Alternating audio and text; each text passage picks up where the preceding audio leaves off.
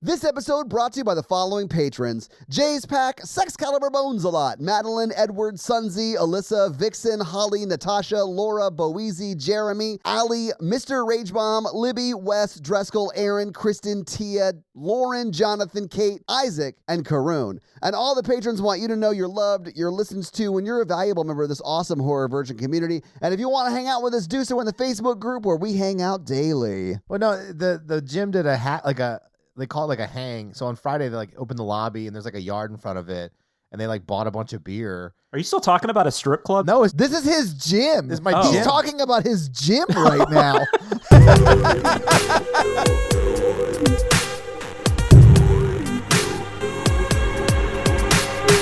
What was that after hours place? It was like called the Church or something. Oh, yeah. I think that's now a swingers club. Yeah, I don't think it exists anymore. Oh, I think it is that. I think you're right about it being a swinger. Oh, yeah. Mikey doesn't know for sure, but like he thinks it might be a swingers club. Winky, I don't have blinky. to. I'm single. It's not called swinging. This is just living. You're the creepy single guy Yeah. in the swingers club. Yeah, they don't let single guys in to swingers clubs. That's the thing. I've never been to one, but that actually makes sense as a rule. Yeah. Thank you for tuning into Horror Virgin. I'm Paige. I'm Mikey. And I'm your horror virgin, Todd, which means I don't like scary movies, but you guys make me watch them. And this week, of course, because it's Friday the 13th, we had to have on our Friday the 13th expert. Nationally recognized Friday the 13th Yes. I don't think so. ologist. Yes, Jonathan. Watkins. Hello. Yes, thank you so much for joining us. What's up? Yes. I'm very, very excited to be here, though. Talking one of the craziest entries in the franchise. Yes. I have mixed thoughts about this film. This is Mikey's new favorite 80s film. No, it's not. It's not as good as whatever film that I said that about. was fine. Which I stand by. was fine. I stand by it. Mikey Yeah. fully does not remember what film he stood by, but he is standing by it. I Paige remember remembers. It was Friday the 13th 5, which is absurd because clearly the best one is Friday the 13th 6. Yes, which I think we said. Yeah, we agreed. It's got hot Tommy Jarvis. I'll tell you what is not my favorite Friday the 13th film. This one? Because we did Friday the 13th Part 8, Jason Takes Manhattan. Where the true villain, which is only revealed in the last third, is New York, where everyone is murder killers. Dude, yes, when they get to New York, it is a wasteland. It's Escape from New York ass New Yes, York. they're like, we have to get out of the sewers. They fill with toxic acid every night, and you Every dissolve. Look, we can't prove that didn't happen in 1989. We have no How idea. do you think Giuliani got rid of the homeless? Oh my My favorite, real quick though, my favorite behind the scenes thing though was when the parts that are in Vancouver, Yes. they actually had to like New York it up Yep. because everything in Vancouver is like super clean. Yes. So like they had to spray paint the subway, That is awesome. I love that. and that fits, right? It's Canadians. Yep. Because this movie contains no footage of actual New York that isn't a part of the credits and or the last shot of the movie, right? No, they're in Times Square. Yeah, they Times go to Square Times twice. Square. Oh, that's true. They do run through Times Square twice. You're right. They also go to 42nd Street and a couple other places, but I'll burn a fun fact early. The screenwriter originally had written parts in Brooklyn, Madison Square Garden, Times Square, all of it. He wanted the entire movie to take place in Manhattan. Well, it's called that, so that makes sense. Yeah. Then they kept cutting the budget, right? Yes, they cut the budget, so they would just like cut location by location, basically, until he had to rewrite most of the movie to take place on the cruise ship because single location and they could afford it. I mean, Yeah. it's cruise ship. Like that Yeah. looked like a freight carrier or It's- something. Below deck, this is not. I have watched the perfect amount of Below Deck to love this movie, though, because like 80% of it takes place as like a Below Deck episode, and I was here for it. The inside of that did not match the outside of it. No, though. I mean, no. at all. It's like a Star Trek ship where I was like, oh, thank God they have a 7-story like cargo area or whatever. Yes. They each had their own room, and it was huge. Yeah, and she's got a shower as big as my like I know. stateroom on the last cruise I was on. I was like, does she own this boat? I didn't understand the plot at all. What plot? Exactly. I was like, why does she see baby Jason and then she murders him? I don't understand. Yeah, because part 5 made all the sense. So Part 5 is a classic. It is a classic. This is a downward dive of this franchise. No, this film, the kills aren't even that great. He chokes 3 people. Like my Jason doesn't choke people. Hashtag not my Jason, guys. Yeah, he weed eats them. Or whatever. He weed eats them. No, Mikey, he puts them in a sleeping bag and slaps them against a tree. That happens in a few, and that's I love that. I mean, that's a classic Jason move. The best kill here is the hot stone through the stomach. Oh, that one got me for sure. That is wild. Like, that dude got his intestines boiled to death. Yummy. What? Paige! No! Well, technically, if it's haggis, I guess, Right? I mean... Yeah. When it's stuffed with other pig parts and sheep parts, you're like, delicious. But when it's fresh from a sauna, you're like, disgusting. And this is the second movie in a row we've done with like 8 people in their high school class, and it just... Yeah, and nameless kills. No, I think there were a lot more people there. I think they just got killed. Like we just didn't see them get killed. Yeah, just off screen. Because we saw random people in the disco room and getting on the boat. They abandon 4 of them in the restaurant. They don't even go look for them. They're just like, there is no restaurant anymore, and they just leave the boat. Yeah, in my mind, those people are still just like on the boat. Yeah. They're like, where'd everybody go? He keeps coming out of rooms though, so I'm just assuming that he's killing the people in those cabins, and then I mean, that's my guess. That's I have no probably idea. actually what they want you to think is happening. Yes. Yes. Yeah, because what's really happening is that dog is Jason. Fucking knew it. We've already had that theory once in one of these episodes, and I don't remember which Friday the 13th it was. 4. That the dog was in on it. Was it 4? Well, I think we did talk about that. Also that maybe or maybe not the dog committed suicide. And it's like hard to tell if Jason threw it out the window or if it just jumped out the window. This is why Jonathan is our Friday the 13th nationally recognized expert. Correct. I'm not going to lie to you. The first 7 kind of run together. But this one stands out, question mark? Well, wait, It's hang on a boat, Todd. It's on a boat. That is fair. That is different. You're right. I had to remember what happened in the last one. And I couldn't figure it out until we got to the part where Jason was under those pieces of the dock. And I was like, oh, right, the telepathic girl who threw a TV at him with her mind. Oh, I my forgot God. about with her dad or whatever. Oh, Yes. okay. To me, the franchise is first movie, it's Jason's mom, yada, yada, yada. He's on a boat. He's a member of the Lonely Island. Yada, yada, yada. My favorite movie of the 80s, yada, yada. He's on a boat. It's a bell curve. But this is the end of the 80s, Jason. It's the end of the Paramount Friday the 13th. Mm-hmm. So that's kind of sad because after this, I don't know. Well, I guess we'll talk about that in future years or whatever, future I months. think that you're like, after this, they get really bad. They're really bad, but they're different. Like these 8 feel like something that's supposed to work as like one story, not one story, but they all kind of fit together Loosely. And then New Line gets it and just starts fucking around. So we'll see what happens. What is the status of Friday the 13th as a franchise? Like, is there anything going on? I mean, there's with it? there's a TV show coming. Brian Fuller, the guy who did Hannibal. Yeah. Okay. But they're still like the movie rights are still up in the air. I know Jason Blum said something like this week that he really wanted to get a hold of it. I mean, I feel like it's a natural fit for Jason Blum to do this, right? I agree, but the last like 10 or 15 years of like the lawsuits and all that kind of stuff. I don't know. It's just that's a bizarre situation. I kind of think it works in its favor because it's really the only franchise that hasn't been touched for so long. Where like, that a Nightmare. Yeah. Yeah, I think that has a lot to do with Robert Englund. Well, they did the Nightmare remake with Robert Earl. Yeah, it didn't work.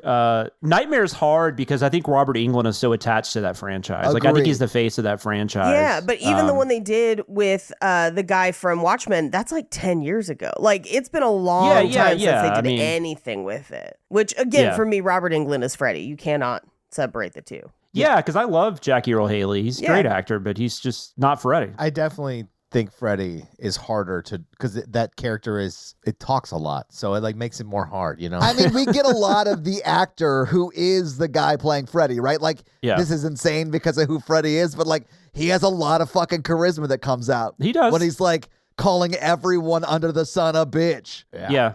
That's why by the end of that franchise, people liked him more than anything else because he was the one, that had the personality, I guess. Yeah. But like Jason, you just like stick a dude in a mask and like kill some people. Jason's got jokes, man. He lifted his face mask to those punks and they ran away. It was funny. He laughs in this movie, which is really weird. Paige, what's really weird about that is it happens while he's fully under the water and you hear him laughing under the water, Paige. Guys, he was farting.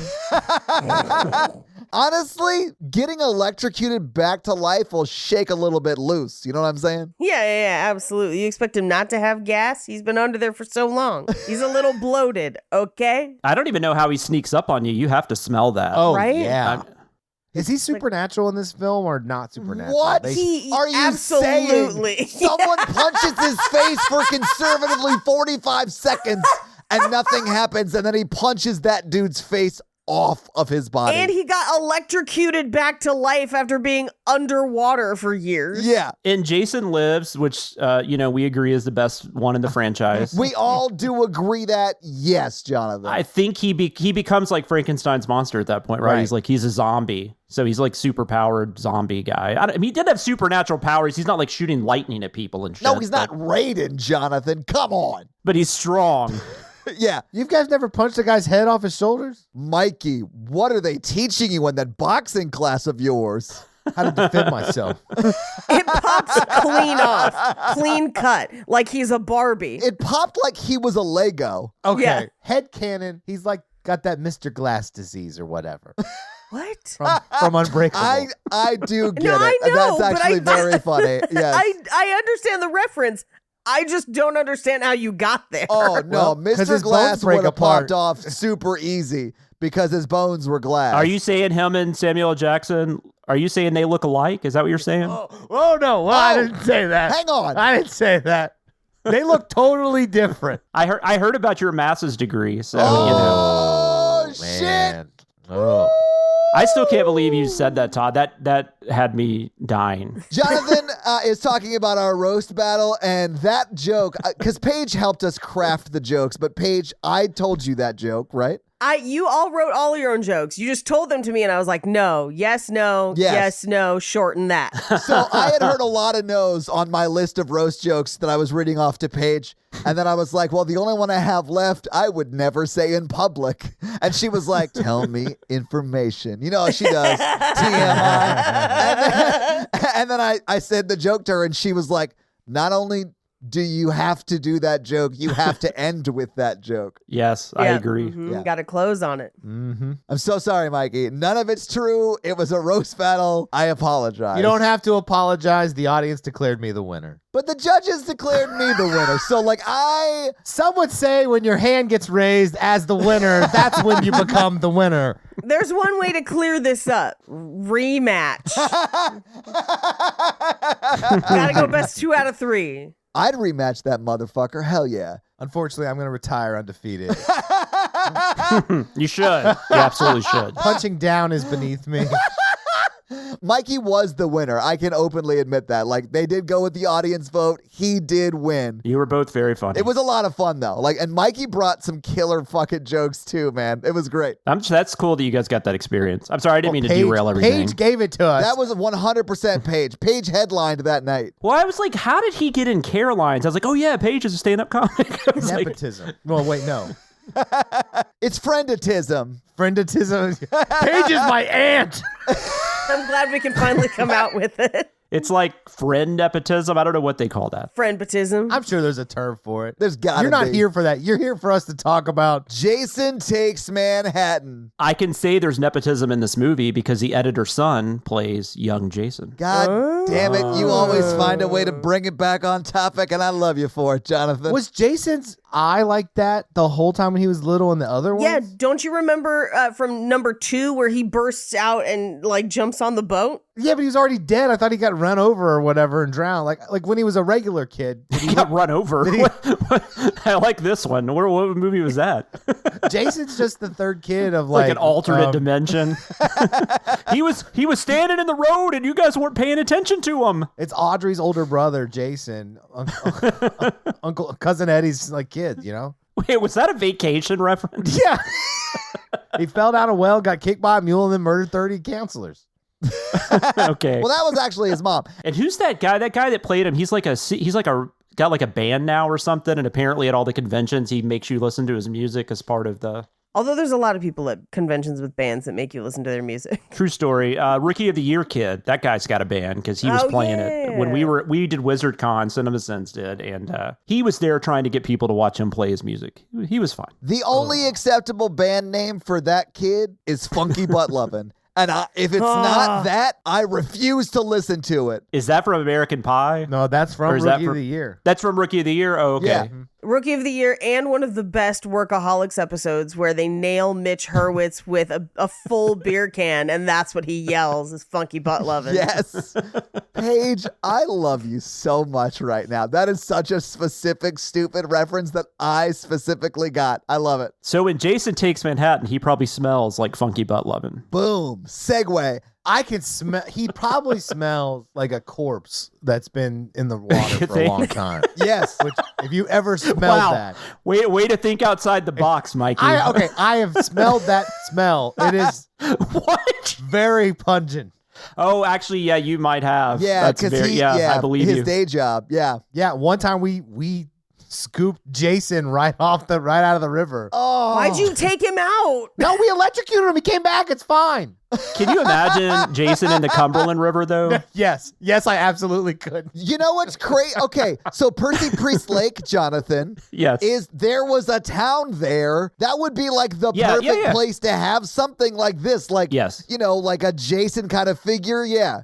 Like a plane maybe crashes into that lake and electrocutes somebody down there. People die on that lake every weekend. There was a plane crash 3 years ago on that lake that Paige is specifically referencing because of her cult podcast. It literally buried the plane. That's how fast that plane went down. Wait, is that the one they did the Netflix documentary on? Gwen she was Shamblin. in Brentwood. Well, now she's in Burntwood. Damn. Oh, God. God damn. I'm sorry. I'm in a dark place. It's weird, though, to watch a true crime documentary that opens up showing sky shots of your hometown. That is very weird. That was very weird. That's right. I grew up in Brentwood, so. It was also weird working very closely with someone who died in that plane crash. Yeah, I was going to say there was somebody you knew was on that plane. Yeah. That's He wild. was one of the nicest people I've ever met. That sucks. I mean, he was just a coworker. We weren't like friends. Yeah. But you knew him. Yeah. It's still like And he was in that documentary. He was in the documentary. He and his wife both sadly passed. But like in the documentary, we watched it, of course, because we worked with him. And we were always like, oh my God, was there like another shoe that was going to drop about this guy? And nothing. Him and his wife were the only ones that didn't have anything bad about them that died that day. So we were like, oh God, so he was just like a good guy. That's great to know. Thank you, HBO. Yeah. It's funny that you're like, yeah, it's weird for a documentary to take place in the place where you lived. And I was like, oh, that happens to me like every third documentary. Paige. You live in LA. He lives in Brentwood is a smaller town. They're like, a cesspool of murder. It's your corner store. Oh, we have a murder Kroger here in town. Yeah, you definitely do. Yeah. We have a murder Trader Joe's. It's good to know that even though, you know, we're across the country from each other, we have similar issues with our cities. I like we're competing on who has the most murders. Well, someone was murdered in my alleyway. Wait, really? Yeah, I mean, yeah. Wait, I thought you were making a joke and was hoping that, like, you would clarify it. And no, you were just like, no, yes, someone actually did die. No, like I saw a guy get killed in my alleyway. Is that real? I honestly don't know if you're joking. Yeah, it's real. That man's name was Thomas Wayne. Oh, my God. No, it was real. Wait, you can't work a joke in and then also be like, no, it was real, though. Like, he actually did get killed? No. I heard a gunshot. I looked out the window and I saw muzzle flashes. Then cars raced away. Oh my God. And then What the fuck? they died around the corner, so I had to like. They were coming home from the opera, and now he'll do anything to avenge their deaths. Okay, I have I've to been know training if this their is son to fight crime. No, I have to know if this is actually a true story or not. And it's killing me. It's a true story. So wait, you killed Batman's parents? Hang on. No, I was just around when a guy got killed behind my house. And he just happens to be Batman. He got murdered? Yeah, but yes, he got shot. And you still live there? Yeah, I don't deal drugs. I'll be fine. Oh, We'll see. I bought a house, and that was the biggest I accomplishment. don't know why I'm laughing. That's terrible. I have a question about the movie. I mean, I know we're off track, but like, we haven't even got on track. But okay. well, the dude who wears a suit, is he that girl's dad? No, he's her uncle. Although I completely understand why you don't know, because it's very confusing. I feel like I watched the film in such a way where like it flashes back and she's like, that teacher threw me into a lake and tried to kill me. And I was like, what? That guy is like, if you watch the behind the scenes stuff though, Peter Mark Richmond, that guy's so nice. Like he just seems like the nicest person on the face of the earth. He just died like 2 years ago. That dude made it to like well into his 90s. Yeah, right in my alleyway. Right? Yeah, he was in Mikey's alleyway. That's how this happened. Peter Mark Richmond, I think he just died because he was in his 90s. Yeah, he shouldn't be out in Mikey's alleyway selling drugs or whatever. He's a nice drug dealer, though. It's very sweet. Yeah, he was one of the good ones. You know, like that Walter guy. I don't know who you're talking about. Breaking Bad. Very timely reference. I don't know any other drug dealers. Jay and Silent Bob. Is that less timely or more? Scarface. Okay, that's older than my reference. I mean, technically, Clerks 3 just came out, this past year. Oh, no, not so. yours. That Yours is was true. great. I'm just saying Mikey's was older than mine. What did Mikey say? Serpico? What'd you say? Scarface. He said Scarface. The French Connection. Once they got to New York, and there's that scene where they are doing nebulous drugs and refer to it as any number of different kinds of drugs in that scene, I had a moment where I was like, which one of us is going to be able to critique the drug language in this scene? And I was like, I don't think any of us. No. That whole scene is so bonkers. It is over the top bonkers. But it's like Jason Voorhees gets to be like a hero for a For a second. hot second, yeah. You don't get to kill her. I get to kill He's her. like, I mean, I'm going to brutally murder her, but you don't get to rape her. That's all I'm saying. Even a mass murderer is right once a movie. I don't know that that's true, actually. But he was in this movie right to kill those guys. Yeah. She gets injective with like conservatively like a pound of heroin in that. That is so many millimeters of Millimeters. Yeah, millimeter. CCs. It would be CCs. I need 1,000 milliliters of CC's heroin stat. But that syringe is gigantic. Yeah, they fill it all the way up. I was And they like, feel like she would be dead. But then I don't think it's heroin because he turns around and he's like slinging some premium cane. And I was like, is he injecting cocaine? Who knows? Like, why? What is happening? It was probably toxic waste. Probably toxic waste. There's a lot of it in New York. Oh, that was what was the secret of the ooze. Oh, cowabunga indeed. I don't understand though, because like I don't know anything about shoot because I can't stand needles, so I've never shot myself with anything on purpose. But I always think it's weird how they top it off, like they actually squirt some of it out. I'm like, that seems like, did you just waste like $5,000? You have to. oh, yeah. it's because you can't inject yourself with air bubbles or you die. Yeah. So you have to do that to make sure all the air's out of it. Yeah. Which okay. is why if you have injectable medications that you take at home, they really encourage you now to switch to pens. So like I have a pen. Yeah, I'm on an injectable medication. I used to have to use syringes and they would come pre-filled. And then once you're done using them, they snap into place so that you can't reuse them. Yeah. Nice. But they give you directions of like push to this click and then whatever. And now it's pens. So I pretend like I'm giving myself a crazy antidote. It's pretty fun. You're like, Jake, I got bit by a snake. Clear! I love it. I wonder if Jason Voorhees is diabetic type 2. Oh, I wonder. hey, maybe. Well, maybe we should just go through this movie scene by scene then. Sure. This movie opens on a bunch of just like B-roll of A, some real New York, and B, some Toronto. Is it Toronto or Vancouver? Is it Toronto? That's all the same. Whatever. It's Who not cares? the same at all. It's usually Toronto. There's two Canadas, French and regular. Oh my God. Usually it's French.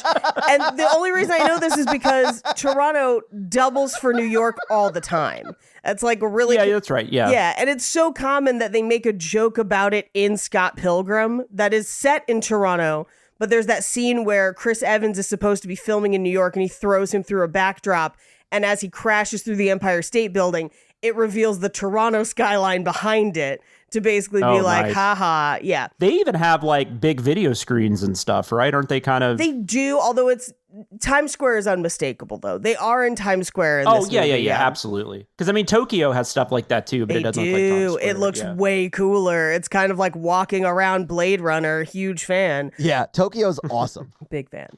But we start with all that B-roll and just a real weird, like, tone poem by some narrator that we never hear from again. I honestly thought it was like the intro to a weird song that was like very like Jason Takes Manhattan specific, but then a song never started. I was like, what the fuck was this VO? And it's a DJ, right? It's like a DJ, but then also every single song in this movie sounds like Don Henley's Dirty Laundry. Every song. Darkest Side of the Night, baby. Hell Yeah, yeah. it's like 4 different songs, but they all similarly sound like Don Henley's Dirty Laundry, to the point where if That's you just funny. played Dirty Laundry over this entire movie, you would not notice the difference. It would sync perfectly. Try It it. would sync perfectly. Dirty Laundry is the vibe of this movie. Like everything Very kind much. of looks like Dirty Laundry. Yeah. It's the new Pink Floyd Wizard of Oz. Paige created it. There you go. There you go. Well, and it made me think of like, I feel like every generation has one movie song that's in too many movies. Like when we were in high school, it was Semi-Charmed Kind of Life by Third Eye Blind. it was either Semi-Charmed Kind of Life or Two Princes by Spin Doctors. That and okay, it's so in Spin Doctors was before, yeah. But you're right. Yeah. And like every trailer. And I was like trying to think of what it is now, and I'll come back to it. We should poll in the Facebook group.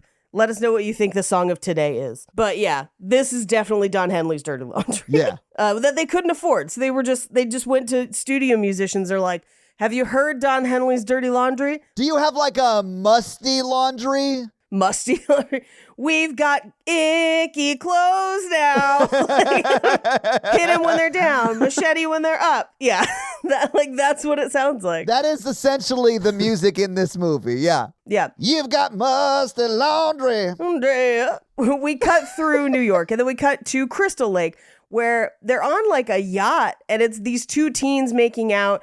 And they're hearing the radio of the song that we kind of just heard. Yeah. And it's like, this goes out to the seniors of Crystal Lake High. Yeah. We're so glad they're coming to visit us in New York. And I was like, what the fuck kind of dedication is Like a this? long distance dedication. Well, you have to understand the last 10 years, they've had like a mass violence incident every year for like a long time. That's true. It's like the low shoulder of this movie. And New York City doesn't give a fuck about anybody visiting. I mean, Thank you.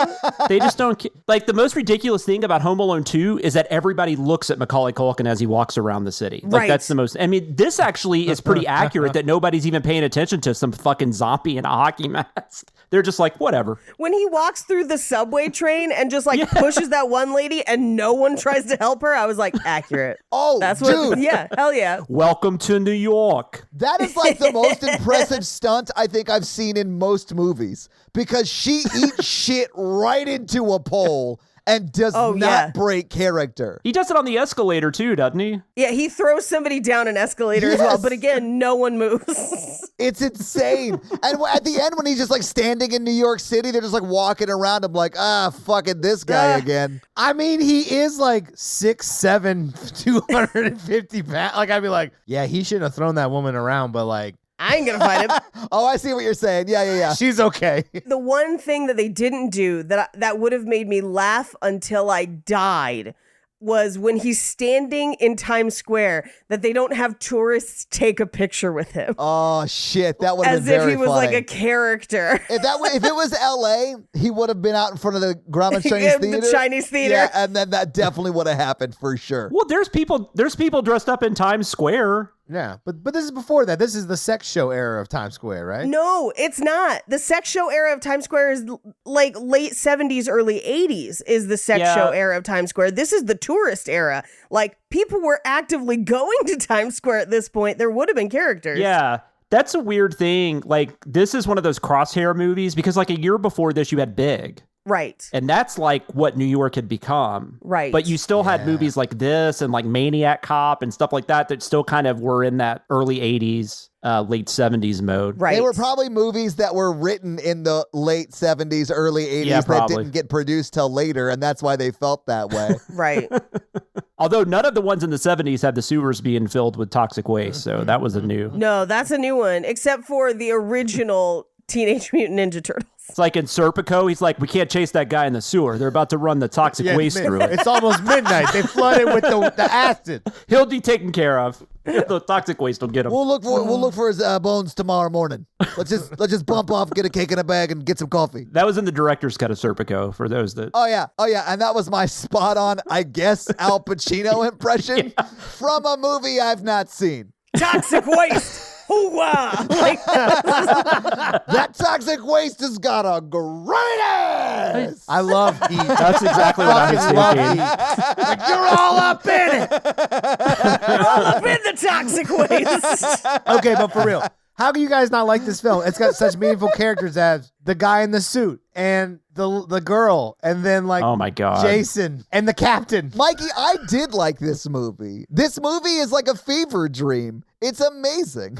I did like the brief Apollo Creed moment we get in this movie, and it's so sad that Jason is basically Ivan Drago. He is wearing a hockey mask. I don't know how much those punches would connect, you know? Well, he's punching his like core, and it don't matter. But if he's like that talented of a boxer, though, he's not wasting his time in that disco like on somebody he just graduated with. He's not going to risk like breaking his hand or whatever he was doing. Yes. No, Jason, I mean, he's fighting for his life, but For sure. And if you listen, supposedly that scene's pretty addict. Like what he's really hitting Kane. He's really hitting him. Yeah. Kane for said he sure. gets hit about 66 times or something like that. And Jesus. That's crazy, honestly. I feel like, and we know this from his autobiography where he mainly writes about himself.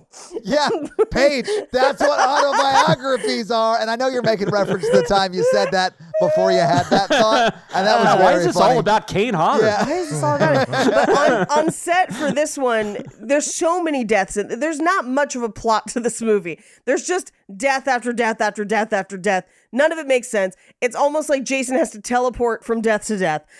But also, in between each death, he would do a full disco dance for the cast to cheer people up on long shooting days. And apparently, they loved it. You know what other Friday the 13th was just death after death after death? Friday the 13th part 5. 5. Mm-hmm. Yeah, the best 80s film of all time. I will say that teleporting thing is interesting because I always think about that disco scene, but I did actually listen to the director's commentary this time because I had seen the movie so many times. I knew what was going on. But he did say his point in that scene was that she would be like, she's spinning around so much, she doesn't really know where she's looking, which, okay, but the background changes. So he's definitely Right. teleporting. He definitely teleports, or there's multiples. But the one that I was thinking of is when he chases the uncle into a building and he is behind him, but then the uncle gets to the second story and Jason throws him out the window like he somehow beat him inside, and then he's back down on the ground. Yeah, and Heder, the director, Rob Heder, Hedden, something like that. He said he got that idea from Frenzy, and like I just watched Frenzy. I don't know what the fuck he's talking about. He kept saying He was watching Frenzy and he had the idea that wouldn't it be crazy if that guy teleported into that building? he kept saying he was such a Hitchcock fan. I'm like, yeah, these aren't Hitchcock things though. Like I don't know what. Yeah, like it's like the birds, man. It just flies out the window. Yeah. See that dead rat in the toxic waste, man? That's the trouble with Harry all over Oh again. my God, that was Splinter! We see Splinter in the opening credits of this movie, guys.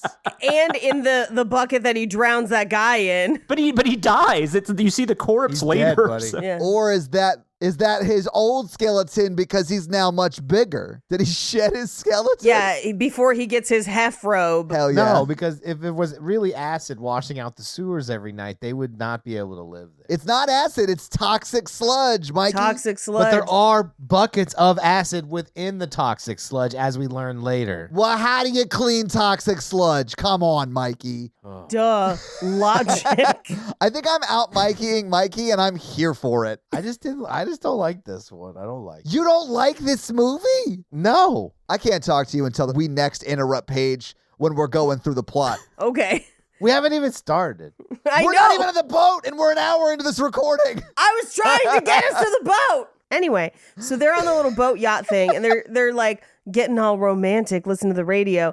And as they're literally like laying down to bone, he's just like, oh, hey, it's kind of weird that we're around that summer camp where all those murders happened. And she was like, He's huh? a real boner killer, bro. What are you doing? She doesn't have a boner. I know, but like a lady boner killer, if you prefer, Yeah. Mikey. But like he does come in and he's all like, it's weird that we're by this like murder camp. And she's like, what murder camp? And he goes, you don't want to know about it. And then he goes into the most graphic detail he could possibly give her. And then they have sex? After he puts the hockey mask on. It's called role playing. Don't kink shame Todd. That's not what happened, Mikey. He wasn't role playing. He was scaring Yeah. her. He pretended to stab her. Like, But before any of that, Sorry, they Paige. put Sorry, the Mom. anchor down. Sorry, This Mom. is very Sorry. important. Yes, he does put the Very anchor important down. is a very strong word. That It's is the how reason he the gets movie electrocuted back happens. to life. Anyway, since the anchor was down, it comes across Jason's dead body and hits some sort of power line and electrocutes him back to life. And then he climbs back up onto the boat where they're having probably the worst sex you could have because they're teens. But then, they die right after, so they won't know any better. those people were 30. By the way, did you know that actress wrote Holiday? No, what? And I love these fun holidays. facts. Yeah. Tiffany Paulson. She also wrote that Nancy Drew movie with Emma Roberts. Oh, That I like didn't that. see, but I liked Holiday. Yeah. It's just weird watching it. Like, that's the girl that wrote Holiday. That's weird. She's a bad hiding place picker. She does Yeah, that's pick true. like the only trap door. Oh, there was a reason for that.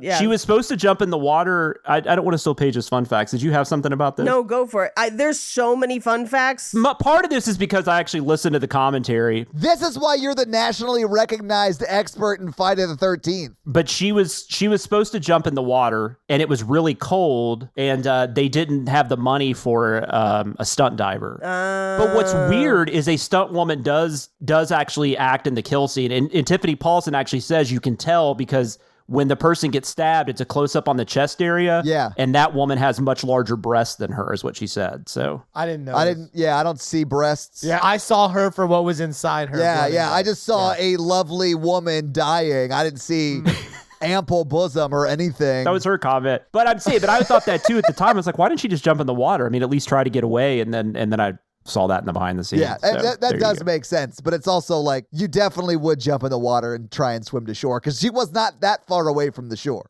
Exactly. I love that like our Friday the 13th ritual is so like ingrained. We didn't even like talk about it up front. We weren't like, oh, hey, because it's Friday the 13th, we're doing this special episode with special guest Jonathan. We were just like, all right, it's fucking Friday the 13th. You all know the deal.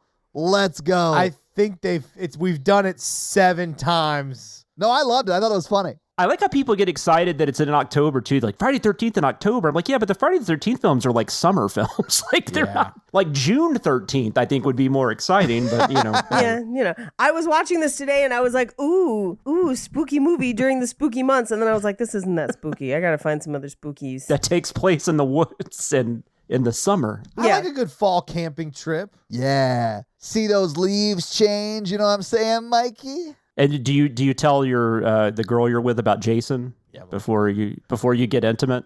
No, it's like right before. It's like right before. He just pulls the mask down as he starts thrusting. He's like, no, leave Todd's hoodie on. Oh, what? What the fuck? I should say that is a joke Mikey made to me. I thought you made it on the podcast. I don't know about that. That may have been a joke you made in private. Oh, shit, it was, Mikey.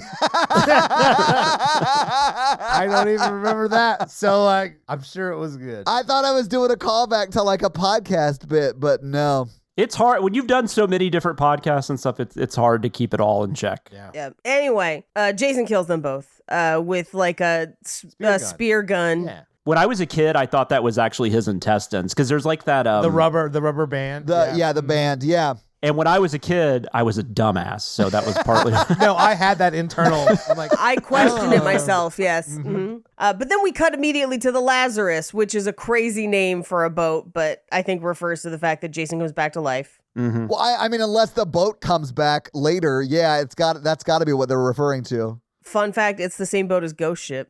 Really? No, I'm full of shit. Oh, shit. I'm full Fuck. of That'd Okay. be amazing. There's no way that boat is still like together. No. Like it's bad. I mean, I'm surprised they would even make that seaworthy, like consider that seaworthy to get them out of there. Also, how do you get to the Hudson River Oh, I have from no Crystal idea. Lake? Like Yeah, no clue. tributaries, how do they work? Not a clue. And not only they get to the open fucking ocean. Like Yeah. the open Yeah. ocean. Crystal Lake's an island. I do have a question about that because they do say they're going down the river, right? They say that Jason came down the river to where their boat is taking off, and that's how he got on their Oh. boat. But they're in the Hudson, right? If they're at the Statue of Liberty, is that not the Hudson? Am I wrong? I think you're right. I don't at that point I don't know how they were in crazy open ocean earlier. Yeah, no, they definitely were in open ocean at some point. It is very bizarre. It's strange. Yeah. I need somebody to tell me how that works. Fucking magnets. How do they work? How do they work? I did just confirm, Jonathan, it is the Hudson River that the Statue of Liberty is in. Anyway, the unattended yacht rolls up to where this boat is loading up with students. And it seems to be like 12 students, 2 crew, a captain and first mate. End of list. Actually, that would be a first stew and Yeah. So you got Captain Jason. Great. yeah, you got first stew. You got your first Aisha. stew. Aisha. Don't forget Stephen King's pen. Oh, Yeah, and that Stephen my makes- King's God. pen. Yeah. Because the one teacher comes to drop off Rennie and is just like talking to her very much like a parent, and then is like, "You've been my best student." And I was like, I'm troubled by this relationship. Yeah, no. That feels like grooming. I thought that she was like her mom. You know, it was like a very like motherly conversation. Right. And then like, you're the best student I ever had. I was like, oh, she was homeschooled. Like, that's what I was thinking. And then when she goes to talk to the older guy and he's like, I'm her legal guardian. I was like, well, then why weren't you driving her here? Who is this Right. woman? What is going on? Right. But no, as much of a dick as he seems to be, I think he has a rightful issue in that situation. I think Yeah. he does some things right and some things very wrong Yeah. in this movie. Yeah. Well, you got to learn how to swim. No, God, no. That is also not what I was referring to, but he does that wrong as well. I think at this point in the movie, I mostly get why he's angry. For me, the tide turns when he's like yelling at a kid who's the only one who can save them.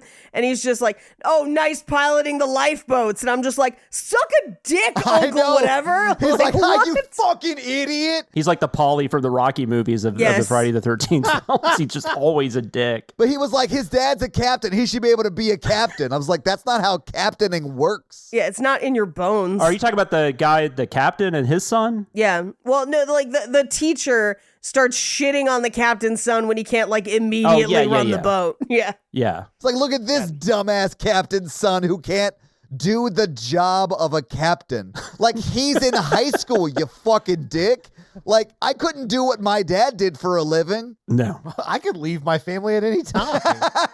Mikey, you'd have to establish a family before you could leave them. Can't leave your family if you've already left them before you left them. You know what I'm Oh, saying? Mikey, you are pre-ghosting your family who ceases to exist because of it. So, like, if Mikey went back in time, his Polaroid would actually, like, start to turn into a family. Right. Instead of him by himself at Disney or whatever. By the way, when they're getting on the boat, though, and then Jason comes out of the water, has he just been hanging out underwater all night? No, he came on the boat that came from Crystal Lake. And we do see it pull into the dock, but then he like swims over. But aren't they in? But the big boat's in Crystal Lake, too, isn't it? Yeah, it's in Port Crystal Lake.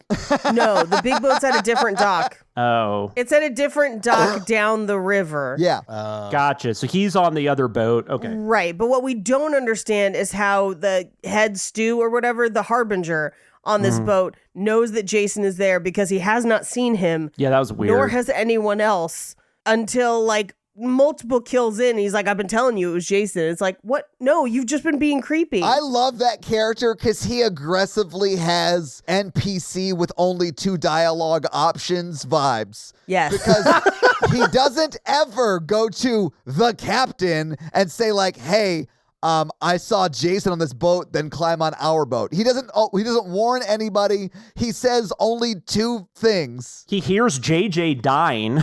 Well, but he also does say to them, I saw him there. He climbed on our boat. He came down the river and then he climbed on our boat. He does say it to them. Well, maybe he shouldn't be such a fucking creep about it. He was being a creep about it, and that's why they didn't believe him. Yeah. But, yeah. Anyway, everyone gets on the boat. And Rennie's uncle's like, why are you getting on the boat? Because she's like afraid of water or whatever. Mm-hmm. And they're like, is everyone here? And they're like, yeah, except for those 2 kids that like to bone each other. But I guess we'll just leave them behind. Even though they probably like paid for the trip or whatever. They weren't here by noon.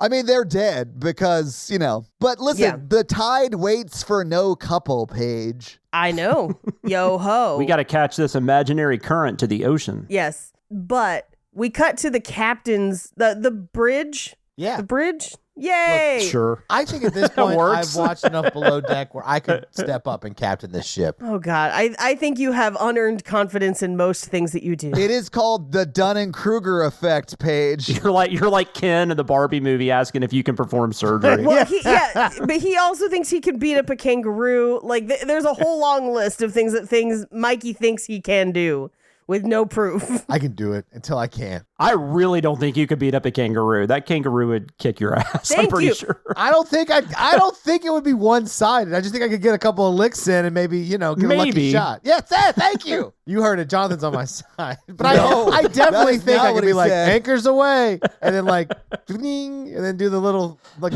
wheel thing. Do you think it's like the Atari game Kangaroo? Is that what you... No, I'm talking about captaining the boat. But I do think even with the boat, Mikey, I feel like you would like get the boat started and then be like, now what do these dials do? Well, you just got to go forward. I don't think it'll be like unscathed. I'm not saying it'll be a perfect trip. We might sink, but we'll get there. What? We might That sink. doesn't even make sense. We'll get there. What is life if not a journey to death, Paige? And that's where this is ending. Like, we'll just ram the ship into the island or whatever. Like, we'll be fine. We'll get close enough to jump off. What are you, Captain Jason from Below Deck Down Under, Mikey? Exactly. I am Captain Jason, confidently. You do have some Captain Jason vibes. Is that really a captain's name on Below Deck? Yes. Yes. Yes, it is. Jonathan, as my mental health has declined over the years, I've watched worse and worse television, and I've landed on Below Deck Australia. It's Below Deck Down Under. Nice. Oh, Down Under. Dude, I watch Masked Singer. I cannot say anything. Okay. Masked Singer is wild because every single time they vote, they're like, is it Beyonce? And I'm like, why would she ever do this? Yeah, it is. They name like, it's like, is it like Barack Obama? Is that who's behind that He's got mask? better shit to Is he dressed do. up like a raccoon? Is that Putin? Is that Putin in that mask? One time it was Rudy Giuliani. Oh, that was great. And man, I've never, like Ken, I didn't know, like, I have never seen Ken Jeong look, or not, that's not his name. Yeah, Ken Jeong. Yeah, no, It's Ken Jeong, I yeah. believe it was Ken Jeong. Yeah, I think so. Okay. Yeah. Have you never seen him so ill? Yeah, they couldn't even hide it. Like, they cut away Yeah. from him so quick. Because I think him and He the other left guy the got set. up. Yeah. Yeah, they left the set. Yeah. And Jenny and Nicole hung out. I can't believe I'm talking about Masked Singer. Sorry. I just like finding out who's behind the mask. Sometimes I fast forward through the singing, but I like to see who's behind the mask. I'm down with that. Who was the giant flower cricket person or whatever? Pauly D. I think Pauly D was one of them. We're getting off track. I could drive this boat. You could not. Anyway, he gives his son a sextant, Kinky, which never comes back into play because he gives him analog like charting controls that he doesn't know how to use, which if he had taken them with him on the lifeboat, he would have known that they were closer to New York. Oh, well. Anyway, so Jason climbs up, and this is where the second place that he laughs. There's just like a weird laugh overlaid on Jason climbing up onto the boat. Yeah. It's so weird. He's like, I fucking love rope climbing. I can't wait to go on a cruise. I've been saving up for so long. Margarita Mondays.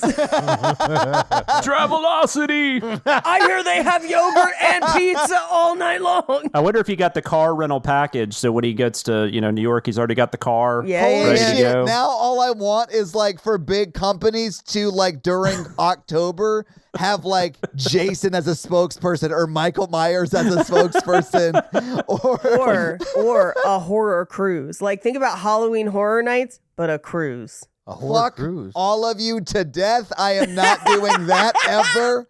No, I am not getting on the Queen Mary page. No. Yeah, I was going to say, we do have the Queen Mary, but it doesn't go anywhere. It stays stationary. We might have to do 2 episodes on Freddy versus Jason because there were so many scripts written for that movie. But in one of the scripts for that movie, Jason is driving a car. And I am so sad they didn't keep that in. That would explain some I stuff. just want to see, like, can you imagine, like, Jason driving a Hyundai, like, in traffic? Like, that would be amazing. Don't fuck with my sonata. he was never old enough to learn to drive. Like, I there's know. so many things like that. Well, somebody taught him last night. Yeah, well, like, when he's, like, pulling fire alarms or, like, pulling the power lines, I'm just like, realistically, Jason is just a very waterlogged child. So, like, how does he know? Oh, yeah, like, on this one, I don't think he's done that in most of the other. I guess he's cut phone lines, maybe. But this one felt like he was being very strategic with who he killed and when. Yeah, I'm not on a cruise with you. You're on a cruise with me. Like, Are we even on the cruise yet in our breakdown of the plot? Okay. we're at the party, teens. The teens are partying. Oh, when they're having their dance with all 12 graduates or whatever. Yeah, to a Don Henley knockoff as usual. You must do laundry. But this is where we kind of go around and we meet all the teens. For this collection of homeschool families, we've chartered this fishing boat for your senior cruise. What was y'all's senior trips? They went on a cruise. I didn't go. You guys did have a cruise? Oh, interesting. But it was like extra. You had to pay for it. Yeah, we had to pay for ours too. We didn't have a senior trip. We went to, like, Fall Creek Falls for the day, but that was it. I went to Washington, D.C. in 8th grade. Yeah, we went to San Diego. Oh, that makes sense. Yeah, if you're in L.A. Oh no, I grew up in the Bay, but like we drove down to San Diego and saw the zoo and the beach. Either way, that makes sense. I didn't do a senior trip, although I'm pretty sure we had one, but I was poor. I don't know. I'm not very sad now. Bye. Can we just, like, swept over that? We were just like... We just ignore it now, Jonathan. Yeah, that's also why he doesn't know any Nickelodeon shows. Yeah. He's poor. His brother died. We've gotten it for like 200 episodes. He doesn't know who Pete and Pete are because he was poor. What was the camp show, though? Camp Anawana, salute your shorts. Fill your sword. Yeah, we hold you in our hearts. My shorts were hand-me-downs. Do you guys know, first off, He's were. like Eddie Murphy and Raw with the McDonald's burger. My mama made it. Do you guys know The Office when Michael Scott says, "Oh yeah, inside jokes. I'd love to be a part of one someday." Yeah. That's how I feel when you guys start talking about like childhood Nickelodeon shit. I'm like, yeah, that would have been nice to know. You can watch some of it now. Yeah, a lot of it's streamable.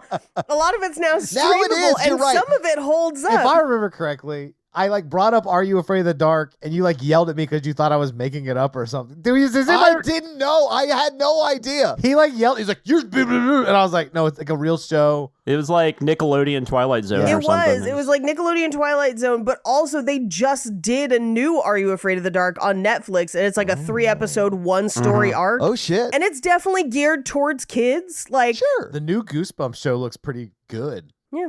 Anyway. Anyway, Todd lived through this film because his parents couldn't afford the $40. You know, Todd had goosebumps all the time because he didn't have heat. Good God. Even the guest is roasting me for my vulnerability. No, I was kind of siding with you. I was like saying something you would say. You're not helping, Jonathan. I'm sorry, Todd. I do not mean to make I'm just fun. joking. I'm just joking. Oh my God. I feel terrible now. Thank you. Don't feel that shit was hilarious. Please don't feel Spitting terrible. fire, which is what Todd's heater did not do because he could not afford it. It's like, that was so funny. And then after this, you're never fucking coming back on this show again, by the way. No, asshole. Jonathan, you're coming back to every goddamn one of these. That's your punishment. If they had had a Goosebumps Halloween Horror Nights maze, that would have been fucking lit. Oh yeah, you guys went. Yeah, I we I just went got like back. 2 years ago. I haven't been since then. It was so fun. It was fun. We'll never make Todd go on a roller coaster again. We learned our lesson. I'm so sorry. I should not have pushed you. I realized that was a hard boundary, and that was my bad. Oof. Oh, you're not a roller coaster person either? Did we tell the story on the podcast yet? I don't think we did. I think we told it at the live show. I don't think we've told it on the. Oh, on the- okay. I got made fun of all the time and then found out years later that I had vertigo, and I just wanted to call every fucking person that made fun of me. Like, Well, okay. In my defense, okay, because I know you have a height thing, and that's why Yes. I asked you. I was like, is it because of the drops? Because the ride that we were going to go on doesn't really have any drops, but it's very fast in the dark. Just like me. And you, based on that information, agreed to go. Now, I had forgotten a part of the ride that I forgot to inform you of. And I did genuinely forget until we sat down and a guy started cheering. I believe you. Backwards behind us. And then I was like, oh no, I need to tell Todd right now or he's going to think I lied. And then oh, it went backwards at Yes, one point. Which it one was did. this? the Mummy. So it goes forwards and then Oh, you I've go read- I've backward on ridden the that. same track. Yeah. And so I turned to Todd and I was like, I forgot to tell you, this goes backwards. But we were already clicked in and then the ride took off. And I apologize. Yeah, we actually posted a picture. Mikey took a selfie of all of us in the very front of the Mummy car. And like 2 seconds after he snapped that photo was when Paige was like, we're about to do half this ride backwards. And then like that was right after the things clicked down no. into place. And then right before we shoot out, I hear someone right behind me go, this is the fastest ride in the park. And I was like, no! And then we start going. When I said backwards and I saw your face, I was like, I've made a terrible mistake and we can't get out now. And I'm so sorry. Well, sorry, Todd, that you had to do that. Yeah, I will never try to make you do that again. I am so sorry. I do genuinely believe she didn't remember it went backwards because she did like immediately right before we even took off, like she sounded concerned. She was like, oh, I should tell you this goes backwards. So like, I don't think she was like, "Mwah," or No. anything. No, not at all. Yeah. But I could barely walk getting off the ride. That's all I'm saying. Like it was rough. No, I'm with you. I feel you. Yeah. I had a good time. Mikey loved it. The mazes were fun. I loved the mazes. I honestly want to do it again next year because it's a great place for us to like create content from.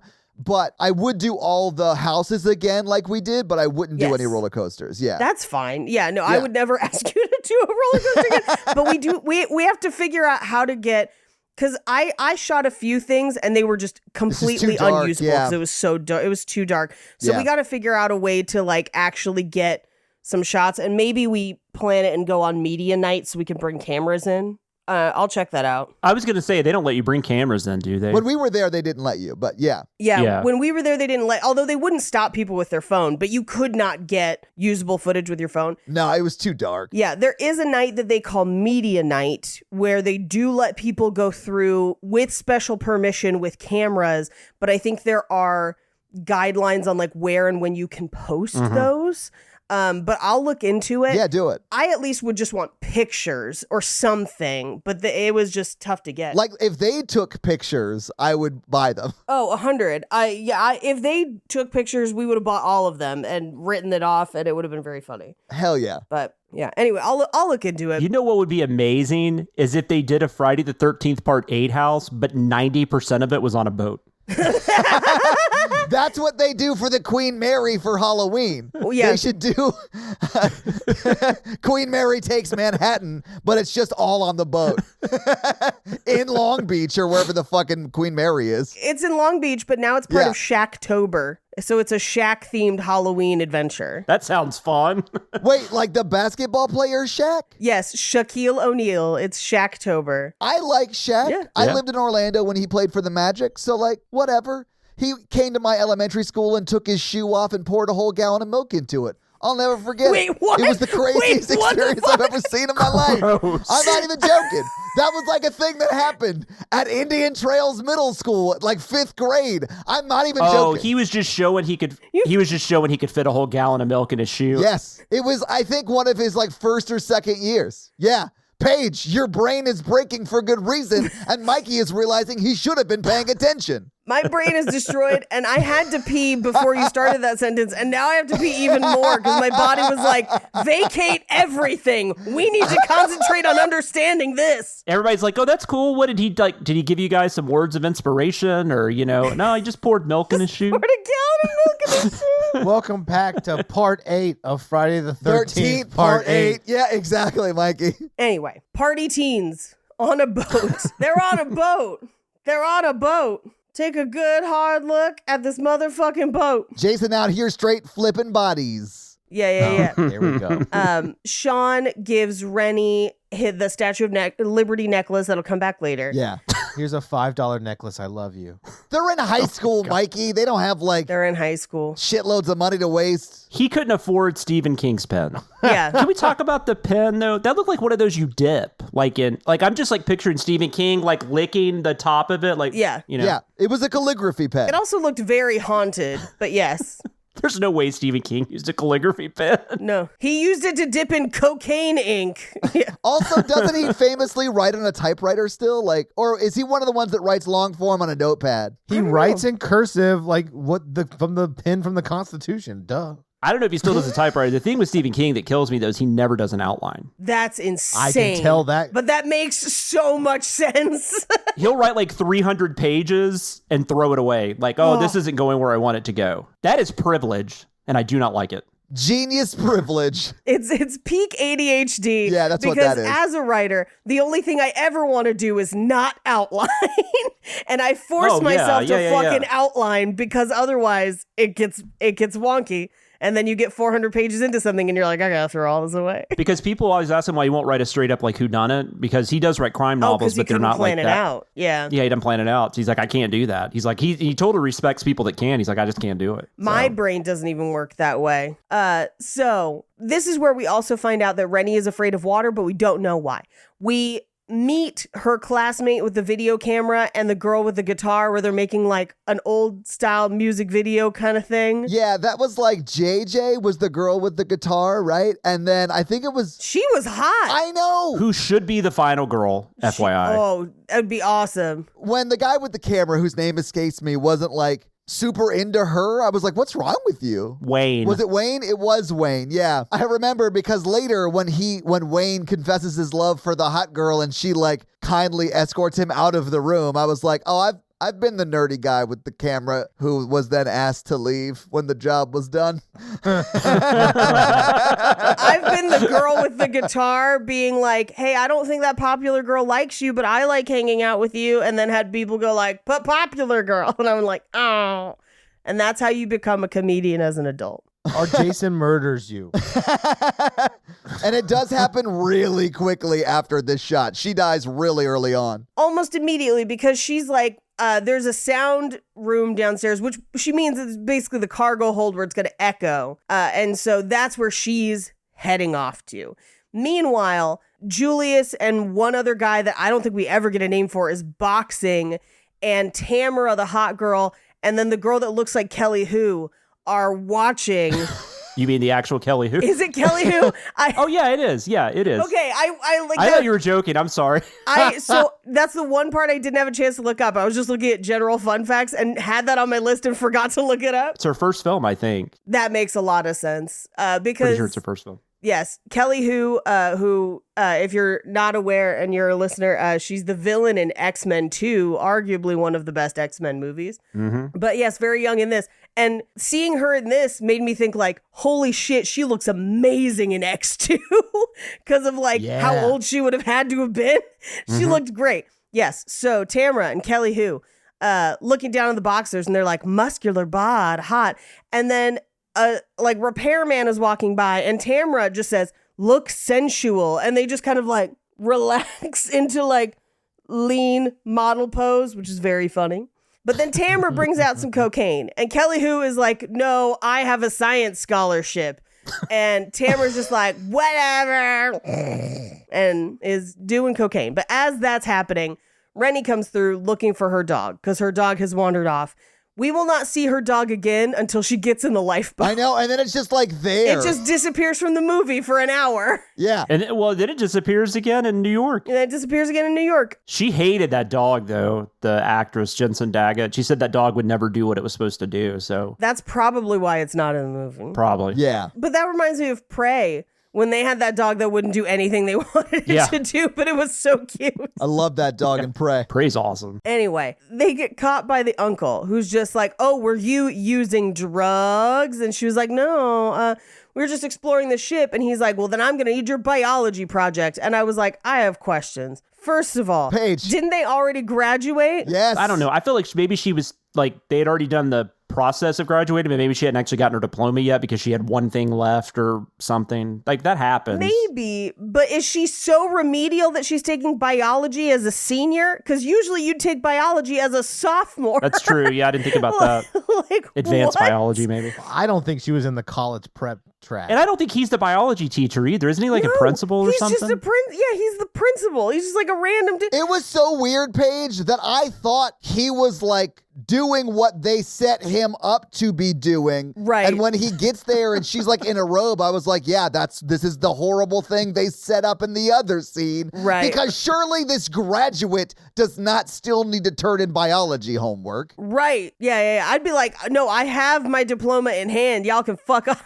Yeah. I mean, did they say they had already graduated, though? Did they say that? It says congrats, grads. Yeah, that's right. You're right. In Yeah. the party area. But it also says in the radio dedication that they will graduate and then go on their trip to New York. That's right. So Okay. yes, they have already graduated. And they also throw that random thing in about they're the last graduating class from that. I guess the school's like shutting down. I don't know why that had to be thrown in there, but yeah, it's just like one random throwaway line. Yeah. There's Yeah. just not enough students. I get it now. what do you do with the other people that aren't seniors, though? Where do you send them? You bust them off. Oh, I gotcha. Yeah, they probably already transferred them. Although, fun fact, do you guys know what my biology teacher's name was in high school? And this is not a joke. This is totally real. Did you try to seduce him on a cruise, Paige? I did not. I would never. He's a very upstanding man who would never do that. But his name is Kurt Russell. I'm sorry. What?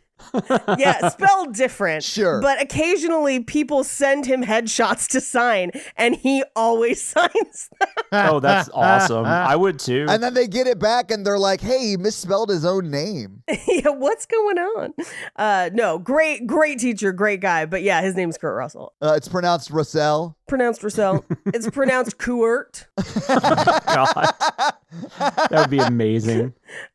We cut to the sauna where the guy that was boxing Julius, whose name we don't fucking remember, is chilling out, doing his sauna stuff. And Jason comes in and he thinks it's Julius and he's just like, hey man, that was a great fight, blah, blah, blah. And Jason just picks up one of the hot sauna rocks and just like Hadoukens it through that guy's chest. Yes. Yeah, like it just melts through the guy. And those things are so hot. Like, you see it like start to catch the prop that is his stomach on fire because of how hot it is. Yes. Those things are so hot. Never touch those things. Yeah, I saw this. I didn't see it in the theater, but I saw it like maybe the year after. So I was like 14, and that scene freaked me the hell out. This was, I think, the cringiest kill as far as like what made me like wince. Well, yeah, and like Mikey said earlier, all the other kills are pretty. I mean, it's just stuff we've seen before. It's him pushing heads into mirrors and Yeah, a bunch of stuff happens off screen too. yeah, because of the MPAA. Yeah. So Anyway, so he gets Kalimad with a hot rock. Don't pee on those rocks, by the way. I did that once as a kid, and that thing smelled like shit Why? for weeks. What the fuck, Todd? I thought you were poor. Yeah, what kind of how'd you get a poor-ass sauna? Let's talk about this. I had to use the community sauna. Oh, because I'm so poor. You know what's funny, though, is it was my apartment complex's sauna at the gym there. Yeah. Wait, were you an adult at this time? No. Okay. This story's not checking out. I'm confused. Why did you think I was an adult? Because it was an apartment complex that had a sauna, which if you were a child, that would have been the 80s. And I didn't see a sauna until the 90s. No, as a it was person. the 90s. That was the 90s. oh, we Paige. had a sauna in our the neighborhood we lived in. There was like a community area, and there was a sauna and a gym. Yep. Really? That would have been in the 80s. Did you live here in town? I lived in Brentwood. Oh, shit. Hey, in like 92, 93, did your sauna smell like piss? We may have lived in the same place, I Jonathan. don't remember. We might have. Why did you pee on the rocks, Todd? I was like 7 or 8, guys. Like, I was a child-ass child. In a sauna by yourself as a child? No, there were a bunch of like other children around, and we were daring each other to do stupid shit. When I was a kid, there were probably 20 kids that lived in my apartment complex, and we had a little degenerate kid gang, and we did stupid kid shit around the apartment complex. This is one of the degenerate things I did. Did you play swords on the sauna rocks? Did you cross the streams? No, it was just me that peed on it, and man, did I get in so much fucking trouble. Anyway, don't pee on those rocks. Anyway, so in the sauna, hot rocked to death. We cut up to the top where the popular girls think that Rennie narked on them about the cocaine. So Tamara just like knocks her Oh my overboard. God. She just L. Ron Hubbards her off the ship. She commits attempted murder, Paige. Attempted murder. Yeah. She gets overboarded because she didn't have her thetans or whatever. Yeah, and then Paige's 10th grade biology teacher tried to save her and like took her back to raise his kids. Do you guys get my overboard reference? Don't you remember being in the Navy? Yes. That movie's not problematic at all. It's we did it on Romancing the Pod. And I have It to is listen very to that problematic. one. I don't think I've heard that one. The tale as old as time. anyway, they toss a life preserver out, and Sean jumps in to save her and bring her back onto the deck. But of course, her uncle is just like, "What the fuck?" Now, as that's happening, I guess the head stew, the creepy deck guy, is just like, Jason's come back and you're all gonna die. How would he know that at this point? There's no way. Aye, because Jason's an old she shanty at this point. That man, we never see his wooden leg, Paige, but he's got one. No, he's got one. For sure. He's got scurvy. I mean, I hope so. Yes. Anyway, so we cut to the bathroom where Rennie is trying to kind of calm herself down. She's washing her hands, and the faucet is just all blood. And then like a baby drowning Jason crashes through the mirror with a fog machine and is just like, welcome to Halloween Horror Nights. Like, It does sort of look like that. Like, that is the level of scare at Halloween Horror Nights. And I'm saying that as a compliment. Like, that shit's scary at Halloween Horror Nights. Yep. Dude, in the Evil Dead one, when they just had the actress like running out at you that looked like the lady in the movie. Run at Oh, you. that messed me up, man. Dude. Oh, the new movie? Yeah. That would be creepy. Yeah, it was so creepy, man. It probably was her. She's got nothing else going on right now. She was one of the series regulars on Vikings, Jonathan. She's got plenty of money. Also, she was great in that movie. She was really good in that movie, yeah. Oh, she was amazing. Anyway, in this movie, the uncle principal goes to popular girl Tamara's room, and she's like, here's some champagne for my biology project, where she's just like wearing a bra and panties and is painted on her skin, and aggressively, I will say, sexually harasses this gentleman that did not initiate or give consent. And then very quickly is like, no, excuse me, I'm your teacher. Although it took a little too long. I was going to say, Paige, the second that rope came off, he should have been out of that room screaming for the older lady teacher. What? Yeah. Well, you know what they say. You try to drown a woman, and a woman will try to drown you. You know what I'm saying? Is that what anyone says? What are you talking about? I think just Christopher Walken and There's a gag reel on the Blu-ray, and it's like the most bizarre gag reel, by the way, I've ever seen in my fucking life. But there's that scene, and in the middle of all that, they're like moving around, and then all of a sudden you just hear him say, I'm enjoying this. I'm enjoying this. ew. And That is not a gag reel, my He's friend. joking. He's totally joking. Okay. Because I think it's like she's like smothering him, so I think he's like having a hard time, like even like breathing or whatever. So It's a making me gag reel. Yeah, exactly. yeah, there you go. It's a bizarre gag reel. It'll go from like that, and then you'll see a shot of an eye. It's like whoever was putting it together thought they were like fucking Werner Herzog or something. It's me, a one hut sack. You see the eye. What does it mean? It reflects on us and our humanity. Speaking of the 80s, do you remember the guy with the body on the outside? Like he had the suit. Inside Out Boy? Yeah, whatever. It was like he'd be like on PBS or whatever, and he'd be like, Oh, let's talk about the heart. He's like, let's talk about the body. Yeah, I know what you're talking about. Yeah. I got it. That's what that reminded me of, and it freaked me out because that dude always freaked me out as a kid because I was like, that's not right. I shouldn't be seeing the outside. I should be seeing the inside of the body on the outside. That's not okay. I had a very attractive elementary school teacher put on that bodysuit, and I was like, I feel something inside of me. Mikey, I have a quick question. How old were you at the time? Is this like formative years to where you're like super into latex play now because of it? No, it wasn't latex, bro. It was just like a leotard. Yeah, tell me about your fetishes. Come on, baby. You're like 11. You're like 11 years old, and like this woman's just wearing a leotard with like the organs painted on, and you're like, okay, well, I guess I'm into leotards now. my pee-pee feels weird. I want to go home. Oh, God. I need a nap. Miss Frizzle really gets me going. I'd smash Miss Frizzle. Are you guys talking about a teacher you actually had? Yeah. Yes, I am talking about a cartoon teacher we all had, Oh, Jonathan. yeah. I know what you're talking about. Yeah. Anyway, I'm with you.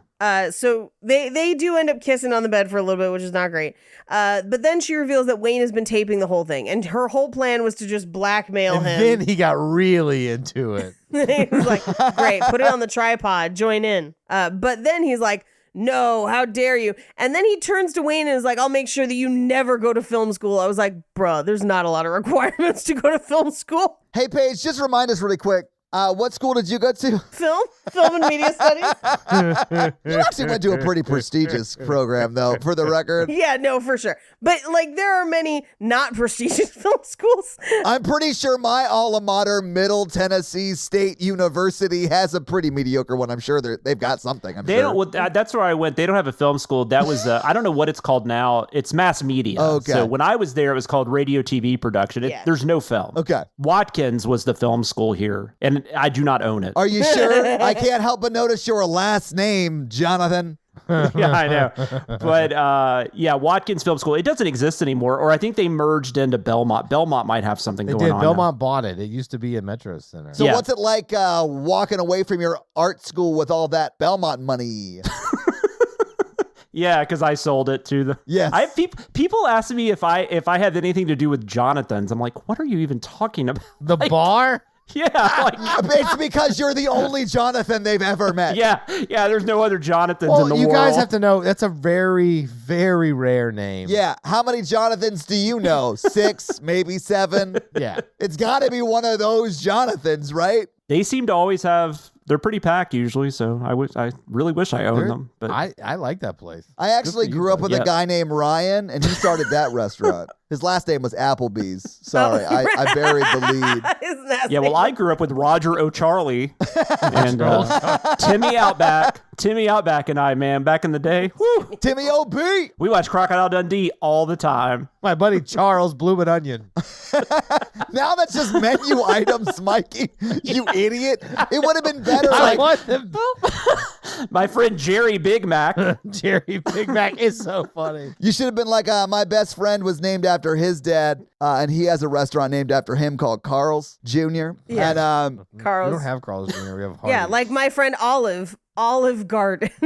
And her dad, tour of Italy. Anyway, all this to say, there are for-profit film schools. So like if you want to go to film school and you have money for tuition, there's one that will take you no matter what. oh, for sure. Yeah. Yeah. Anyway, so we cut to Jason, who is like creeping around. And how did we miss JJ's death? We somehow got past it. We talked about it, I thought. Yeah, in the sauna. No, I think we skipped we it. mentioned that she died. I guess we didn't talk about how she died. Yeah, well, she dies off screen. We just see her playing down in the cargo hold. We see Jason approach. He hits her with the Yeah. and he hits her with the guitar. He hits her with the guitar that she drops as she's running away, and blood hits the camera. And then later Yeah. in the movie, it's revealed to us what happened to her because we see her body. Right. But we don't Yeah. actually see But it we don't happen. see that till later. Yeah. Anyway, so that happened earlier at some point. Yes. Anyway, so Tamara gets into the shower, or this is after excusing Wayne, because the uncle principal is like, I'll make sure you never be a student in this town again, or whatever. And then Wayne is like, pretty cool that I helped you with that. You know, I've been thinking about hanging out with you for a while. And she was like, oh, that's nice. Bye. I felt so seen by this scene because I was like, oh, that happened to me all the time. I don't know why you take the tape out, right? I mean, if I was the principal guy, I just would have grabbed the tape. I mean, I don't... Oh, yeah. She put it in her robe. He didn't want to go back in there. Yeah, well, and it's not like now. No, but he could have taken it for Wayne. He had like 3 minutes of Wayne like, I got the tape. Yeah. His limbs can't move well in this suit. The actor who played Wayne, though, he had a very prevalent career. He's recently just finished his 7-year run on Riverdale as the sheriff. Oh. I hate that I know that. I love Riverdale. I love that show too. It's so Mikey watches bizarre. Riverdale. I can't get into it. It is batshit. When they get into the supernatural, like season 3 or something, It's like oh my two- God. Yeah. Like the first season's like, it's a murder mystery. And then by like season 2, they're like, we brought him back to life and this is also his twin. And you're like, okay, I'm down. There's an episode page where they showed their parents as kids, and then the actors that play the kids are just playing the parents as kids. Uh-huh. And like 4 of them have a band called the Fredheads. Okay. And they do a cover of Dream Warriors. Oh, okay. That might be worth it. Yeah. Anyway, so Tamara goes to get in the shower, which is definitely the biggest boat shower I've ever seen. And she goes to wash off the body paint. She closes the door. But Jason punches through the door, punches the mirror, gets a mirror shard, and stabs her off screen. I thought this was actually pretty interesting because she sees Jason sneaking into her room. Yeah. And I think that may be the first time one of our victims sees Jason before he gets to them. Yeah, kind of. Oh, in this movie? Yeah. It's really interesting. I mean, it doesn't do her any good because she's sort of trapped in the bathroom and he like shinings through it with his fist, you know? But Right. it's still kind of an interesting little play on it, which I sort of appreciated in this movie. I agree. Yeah. Anyway, we cut up to the bridge where Jason has teleported. Anyway, he grabs like a harpoon, and the second that the son, Sean, walks out of the bridge, he harpoons the like first mate and then slits the captain's throat. Just like, 1-2 punch. Yeah. Bam, bam. Was it the first mate? Did we see the first mate die, or was he already dead? I can't. Yeah, we do. No, we see it through Okay. the windows. We see him kind of get like... It's like literally in the same scene where the captain looks over at the Yeah. first mate who finally gets to deliver his second line of the movie. And the captain's like, hey, how's your child doing? And he's like, oh, yeah, she's 19 months today or whatever. And then it cuts to the angle of him outside after the captain leaves. And Jason murders that guy, that father, immediately after saying that. Yeah, I remember now. You're watching it from the outside, Yeah. right? Yeah. Yeah. Right, and then of course the captain immediately comes back in, discovers the body, and gets throat slitted like instantly. I did like that people were actually seeing the bodies, because in a lot of the other ones, that he hides the bodies and stuff. It's I like that revealed this was at the just end like, of the I'm movie." not doing that. It would take so long to hide the body by, I don't know, throwing it over the side of the boat. This is the only movie where this would make sense. He is essentially a waterlogged child, Mikey. He's not the brightest, okay? He's doing the best he can. Yeah, but he knows to cut the power because Sean and everyone comes back up to the bridge, finds the dead bodies, and they're like, oh my God, what are we gonna do? And tries to call the Coast Guard, and he like cuts the power so that there's no more radio. Yeah. But this is where Rennie goes to drop the anchors, but her uncle principal stops her. And we cut to Kelly who now is in the like disco party room and is spinning around. And it looks like there's multiple Jasons, or Jason is teleporting. But it's just one Jason. And she spins around for too long, so he chokes her. Yeah, he doesn't like that. He doesn't like that. So then the remaining students distribute weapons. Half of these students will never see again. They're the lucky ones. Yeah. But Wayne goes looking for JJ, and this is where he discovers JJ's body.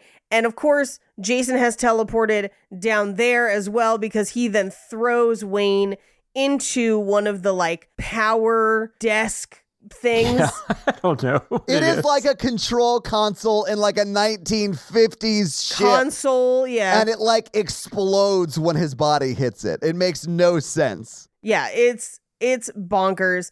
But then he also hits the fire alarm to make them think there's going to be a fire. But then there is, I guess, going to be a fire because of all the sparks from that thing. I mean, it looks like he's like, I don't know, it's kind of not that big of a fire. Should I hit it or not? I'm not sure. And then he eventually is like, know. I'll let him know there's a fire. I'm a killer, not a monster. Attention, it's lit on the Lido deck. Shit. Is this around the time where we get, there is no restaurant? No, there is no restaurant comes in a few minutes, but it would make way Okay. more sense here. Yes. Because essentially they've like passed out all the weapons.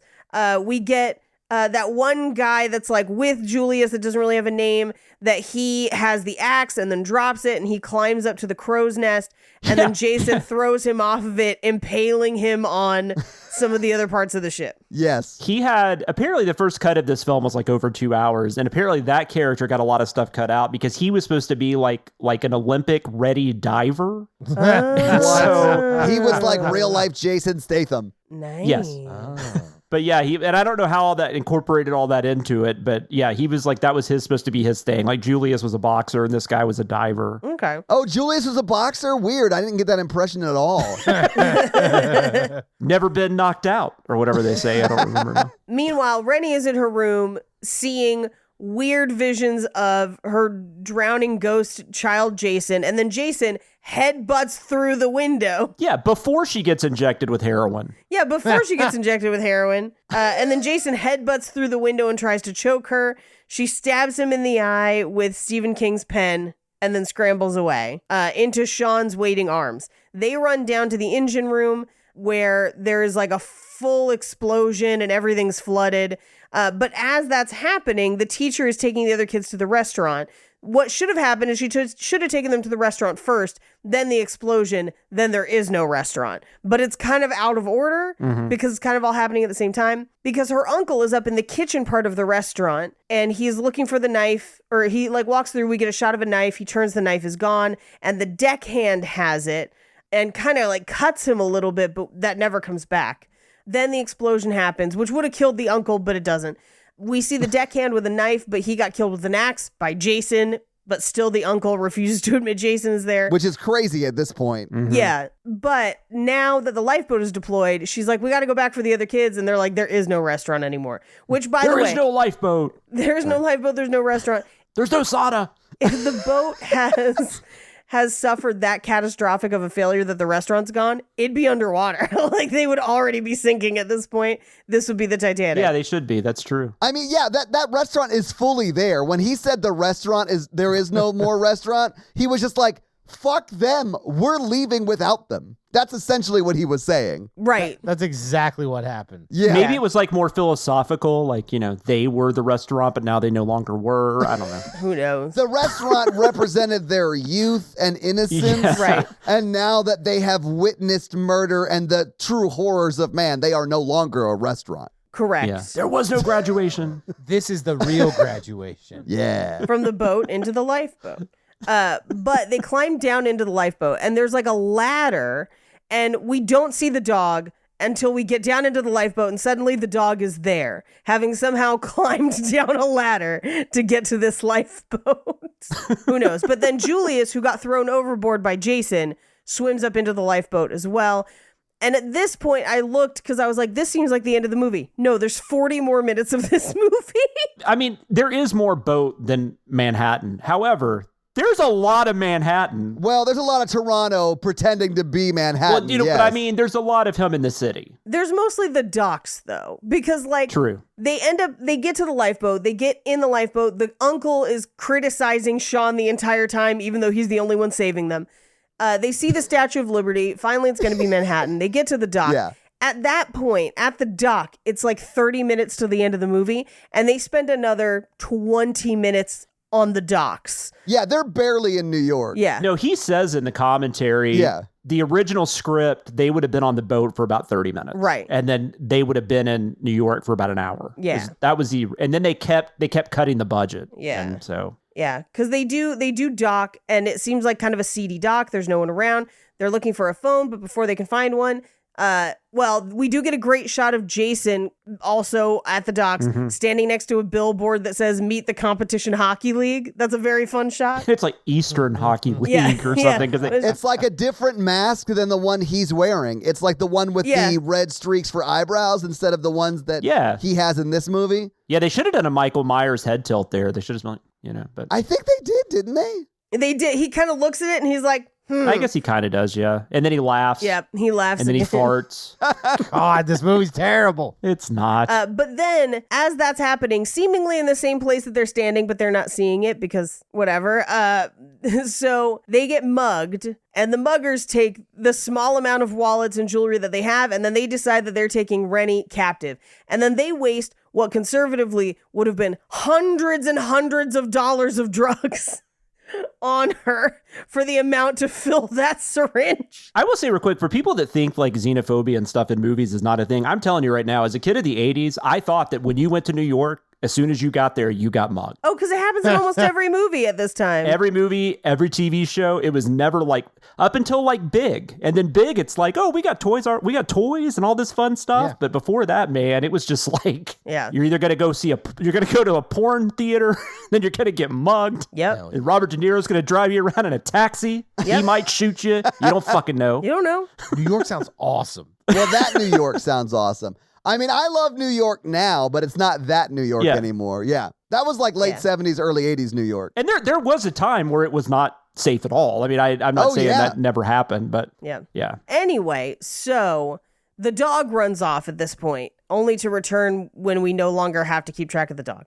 But so these two guys are having questionable drug lingo. They do shoot her up. They don't even tie her off. They don't look for a vein. Nothing. They just into her arm like she's a turkey, and they're trying to like get a little more juice in there. Oof, she about to get basted. and it does like nothing. Like she feels like she's barely affected by it. Like she sees some stuff, but that's it. Well, she is a very hardcore drug user. Right. I mean, she was seeing more on the boat than she was in New York. that's true. Yeah, you would think maybe the visions would come after she was drugged, but they happen way more before she's drugged. You guys, they're not muggers and drug addicted Druggers. people. They are diabetes advocate enthusiasts. It was just Injected her with insulin? Insulin, yes. They're like, ma'am, you need your insulin. Come with us. Anyway, the first guy gets stabbed through the back with the syringe, which would have definitely broken in the process, but whatever. I don't know, man. It went all the way through him. It like out his like stomach. You see the syringe. I was like, what? No, I know. I'm just saying a syringe would never. No, I know. Like what? It was insane. Not that I really care that much about gore, but what sucks is because they had to cut it up so much because of the MPA, it looks worse than it probably would have. Like Yeah. they actually shot it to where you could see it, Yeah. everything happen. And this way it looks like they're hiding stuff. And Yeah, it's weird. I don't know. Of course, I don't know what it looked like. It might have looked like shit the first time around. I have no idea because we'll never know. I mean, But judging by everything else of this movie, it probably did look like shit. I don't know. Not some the of best looking Some movie. of the effects looked okay in this film. this was his first movie, and I was not surprised. Drowning Jason's eye changes position every time. Oh, God. So, like, I don't think it looked good, probably. But as the other guy comes back, Jason pushes his head through a pipe, so he dies. Meanwhile, everyone has split up, and Julius runs to a phone booth where Jason, I guess, somehow teleports and just decides not to kill her and tries to kill Julius at the phone booth. They end up on a rooftop, which is where we get like our Apollo Creed moment for Julius, who literally tries to punch him out until Jason just punches that guy's head off, which it looks so bad it's funny. It's wild. Yeah, it's almost like they did that on. I mean, I almost feel like a lot of that was on purpose. I don't know, because you get the viewpoint from the head spinning, Right. like the decapitated head can still see shit. Yeah. I mean, it could for like a few seconds, right? Yeah. That's true. That's what I've heard. But his head does pop off like he's a Lego. Yes. Yeah. Or a Rock'em Sock'em robot. And then later, somehow in the midst Yeah. of this, Jason also teleports to retrieve the head and place it on the dashboard of that cop car later. Well, the cool thing is he punched it and then ran down the steps really fast and caught it Right. before it landed. Yeah, that's how it wasn't Interception. damaged at all. Yeah. He doesn't like to just like rest on his laurels, okay? He's got to like keep pushing forward. Yeah. and he made sure that head went into a trash. Yeah, thing, it so did didn't go in a dumpster. He wasn't littering. Oh my God. I wish we had gotten like a jackpot sound effect when the head went in the trash. What also kills me is the one thing that New York has that should help you is a lot of people. Like, I would think Yeah. it would be pretty easy to avoid getting killed in Times Square. Like, maybe not. Maybe I'm wrong. But they run to areas where nobody is. Like, Yeah. Like, quick, let's go into the sewer again. Yeah. Anyway, the uncle principal and the teacher and Sean and Rennie all reunite. They run into that cop, and immediately I was like, none of them are going to look for Julius. And they like just get in the car. They're like, we'll call him later. And I was like, he's a teenager. Like, you have to look for Julius. Look, he's made his choices. Well, I mean, his choice was to heroically try and save them and get decapitated by a punch for the trouble of it. But once they get in the car and then the cop walks around and opens the door, that's when you see his head hanging or like leaning up against the inside windshield. It's sitting on the dash. Yeah. Oh, that's right. So Jason went to the trash and got it out. Yes. Yeah. He was bored. And of course, so Jason then grabs the cop. He's killing the cop. Rennie takes the wheel, guns it, and sees Jason far down in the alley. So again, he's like teleporting so that he's in position for her to hit him. She does hit him with the car. He takes it like a champ. But then she keeps driving because she's hallucinating and crashes the car. The car catches on fire and explodes with the teacher inside it. So 3 of them escape. She ends up in the fire car. Yeah. That's not on her. She's done a lot of drugs. Well, she didn't decide to. They were done to her. Sure. Yes, she's a victim for sure, but she has a lot of drugs in her system. I agree, Mikey. Mm-hmm. She's doing the best she can. So she just started hallucinating, and it makes sense. Yes. Yeah. The bad senior trip. Yes. You know what I'm saying? As they're like watching the car burn, she looks at one of the oil slicks that's on fire and pictures 2 people in a boat and has a flashback. And this is where we see the uncle principal being like, you can't swim? I'm just going to throw you into the water, where apparently drowned child Jason Voorhees tried to pull her down. Allegedly. Well, yeah. He takes her to the most haunted spot in the most haunted lake and teaches her to swim like a fucking bird parent. Yeah, just it's throws her wild. into the water. Like, good luck. So this movie is saying that he was not because like that's the confusing thing about this. But I mean, they back over their mythology all the time. But the first few movies, he was still alive. I mean, like I don't think he was supposed to be a ghost or anything. Yeah, no, he lived in the shack behind the camp or whatever. Yeah, and the second, and then I think in Jason Lives is the first time we see him like actually come back to life or whatever. So I don't know. It's all very confusing. So I don't know if that's supposed to be she just saw him, she thought she saw him, or if she really. It's kind of like that in part 3. That final girl, like she may or may not have gotten raped by Jason when she was a kid. That's right. If you guys remember that? I do now. Yeah, shit. Yeah. Okay. I blocked it out. You know, it's really weird. It makes no sense. I'm not like I'm trying to make sense out of a Friday the 13th film, but I don't know. It's fun to try to go through this mythology and try to make it work. It certainly is a job. Because like the director even said, he was like, is it cool if I just kill him? And they were like, we don't fucking care. Like, do whatever you want. Yeah. Anyway, so then she comes back from her flashback and she's like, you threw me in there and he grabbed my leg and he's back. But this is where she runs away. Sean chases her. And as they run away, Jason gets up and the uncle principal see him and is just like, oh my God, Jason is alive. It's like, yeah, no shit, Sherlock. Like, what? He's been alive literally the whole time. The whole time. Yeah, I like how he's still like stuck on this. Jason's not alive.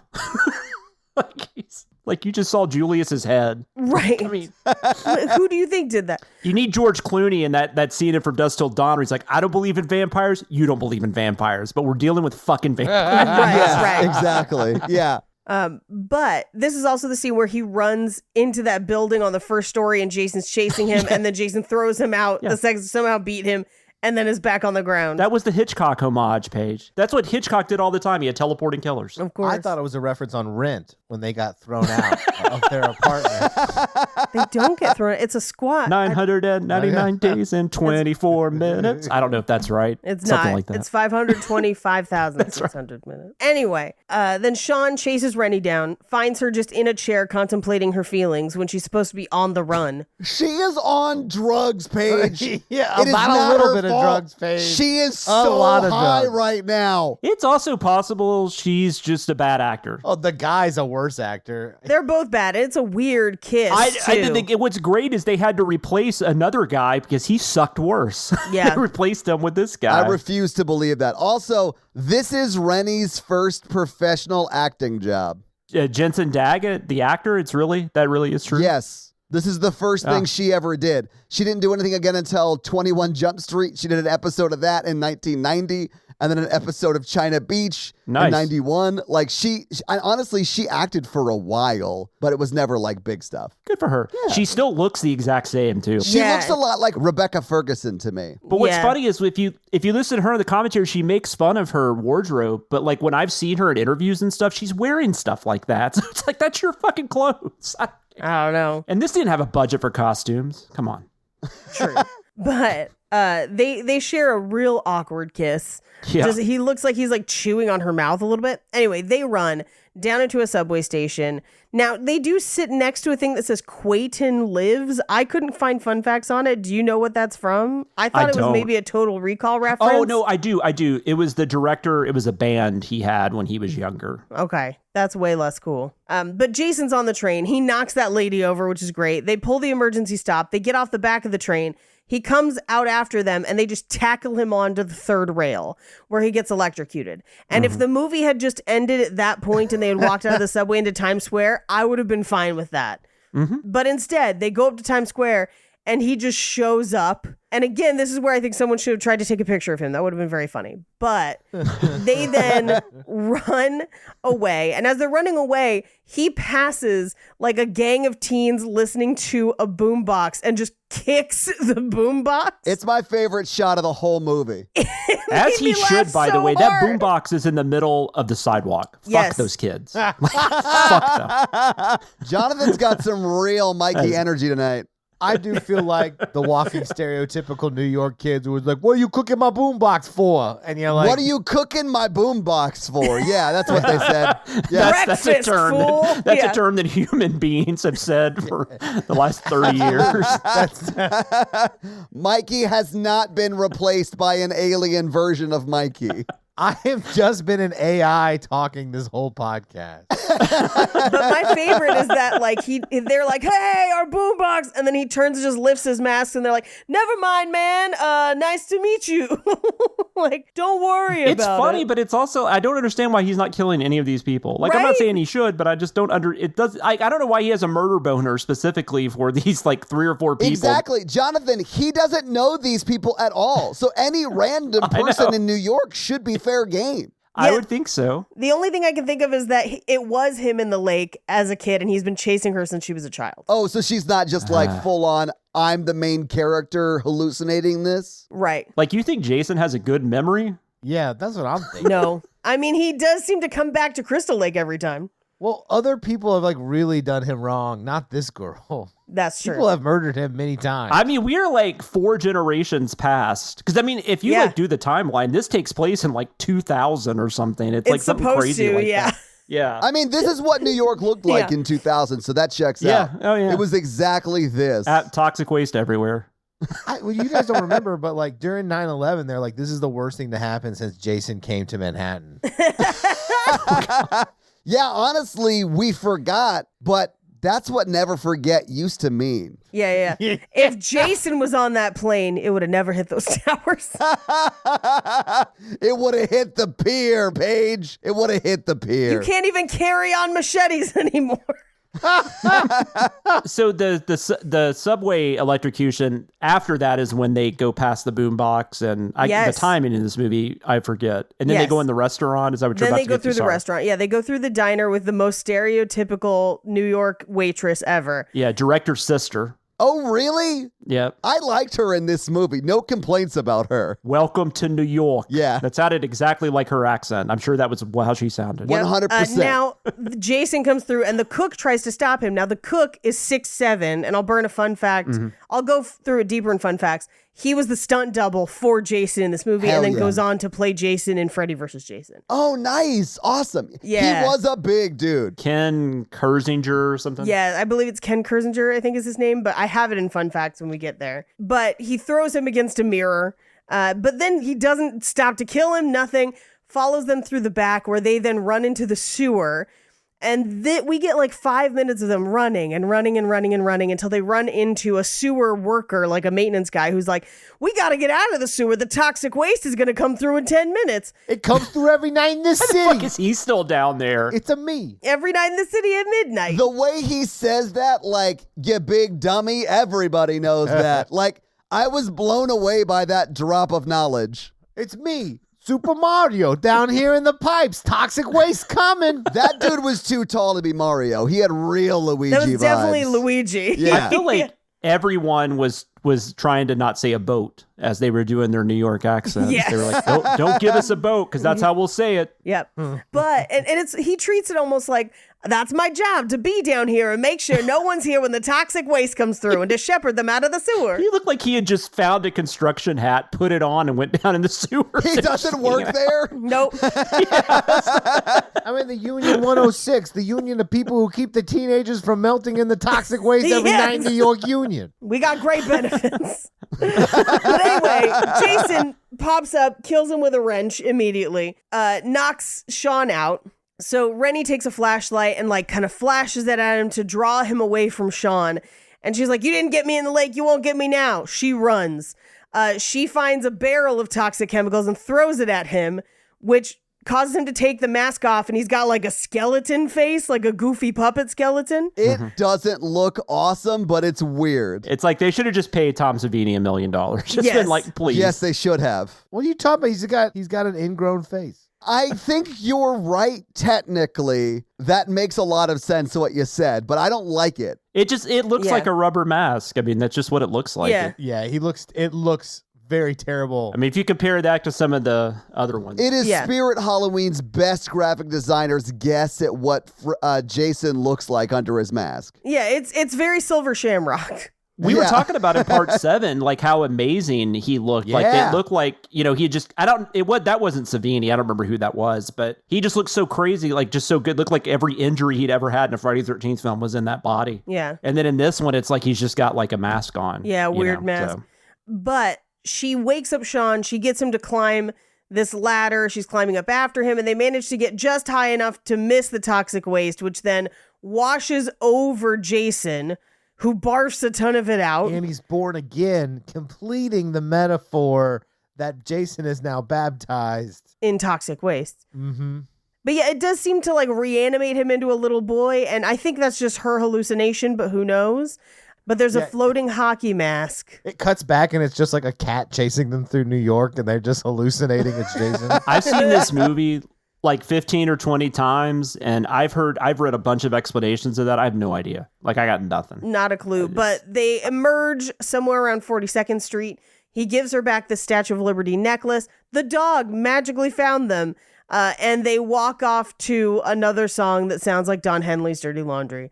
And That's the movie. So having seen the movie, having talked about the movie, how'd you guys feel about Friday the 13th, Part 8, Jason Takes Manhattan? / Toronto / a boat. Yes. What'd you guys think? I feel like they didn't spend enough time in Manhattan for it to be in the title, but that's everyone's complaint. Yes. I think it's not quite bonkers enough to be fun. Yes. Like the last one with the telepathy was so crazy that it came back around to being hilarious and fun. Yes. This was just kind of death after death after death. They weren't super creative. I know some of that's because some of it got cut out by the MPAA, but yeah, to me, this just kind of felt like a string of not as creative deaths, and then we were briefly in New York. I'd like to see the 2-hour cut. I don't know that I could sit through a 2-hour cut of this. I do not want to see a 2-hour cut. It's too long at 140. Yeah, it is too long at 140. When they got there and I paused it and there was like 35 minutes left, I was like, oh man, this Yeah. is the longest 100-minute movie ever. I wonder if it is the longest. This is the longest. This It is is, the yeah, it has longest to be, right? Friday the 13th film. Yeah. Yeah. Well, Paige, do you want to hit us with some fun facts then? Sure. Hit us with your fun facts. Manhattan fun Fun facts. facts. So Kate Hodder has said that one of the most fun parts of filming this movie was the scene in Times Square because spectators were lined up down the block to watch them film it because they did film it in Times Square. And he never took the costume or mask off. He just like walked around as Jason. Then every once in a while he'd turn his head and look at somebody specific and they'd all freak out. That does sound really fun to me, to be honest. Hell yeah. Now, in that final scene with the water barf, that is real water barf. Kane Hodder vomited on cue after drinking several pitchers of water. Ugh. Oh God. I'm sorry. Now this is Todd's least favorite in the series.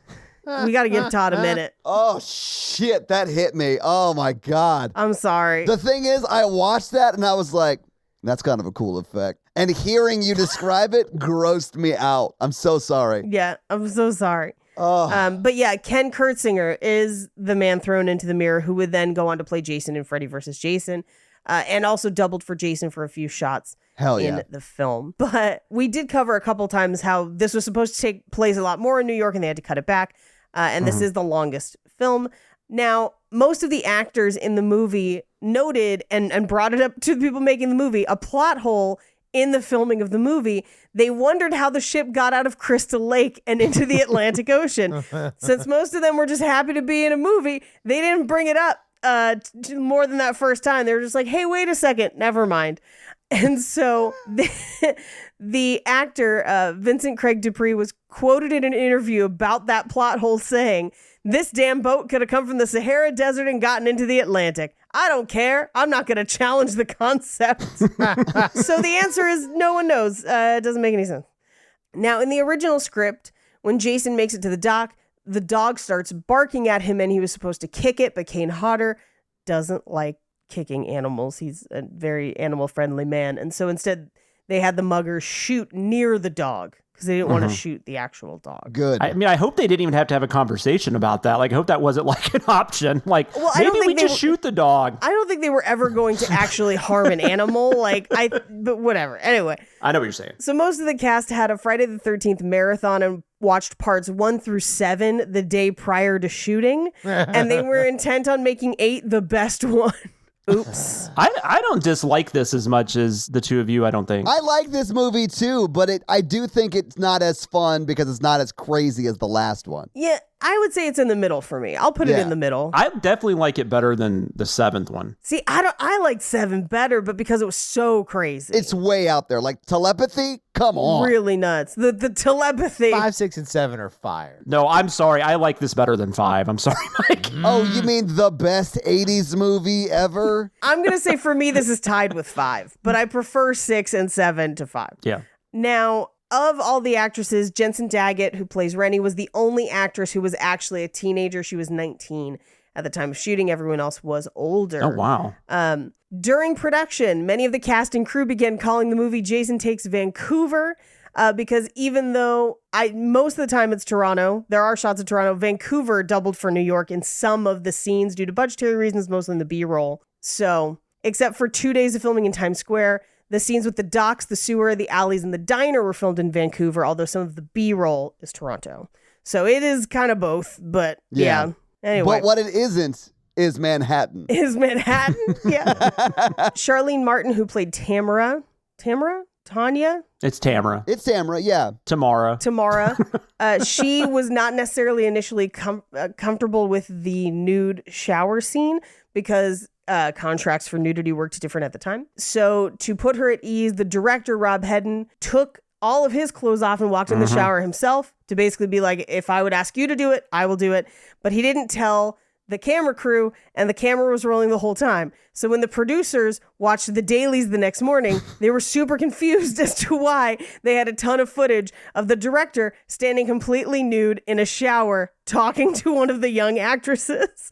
But it did make her more comfortable, and she did do the scene. The only people who saw her naked on set, though, were Kane Hodder and a handful of crew members. Yeah, she had really good things to say about the director. I guess she could have been lying, but she seemed genuine about that. That's cool. So Lar Park Lincoln wanted to reprise her role as Tina Shepard in Part 8. I wish. But she wanted a higher salary than what she was paid in Part 7. And they told her that the budget could not afford to pay her any more than what she bargained for. Because of this, she turned down the part. So they rewrote the entire script to take the movie a whole different direction. So originally, this was supposed to be a direct sequel to 7. Oh, see, that would have been good with the psychic ability. Man, I would have loved would've that. been Yeah. crazy. that's happened a couple of times because they wanted Amy Steele to come back for Part 3. Yeah. And so they had to change that up too. Yeah. So in that version, Tina would then face off against Jason again after being released from a mental institution. Tina Shepard co-wrote with her husband, or not Tina Shepard, Lar Park Lincoln, who played Tina Shepard, co-wrote with her husband an alternative screenplay, which had her working as a psychologist for troubled girls. And Kevin Spurtis, who was in New Blood, remember that they like hated each other on that set, but then eventually became friends.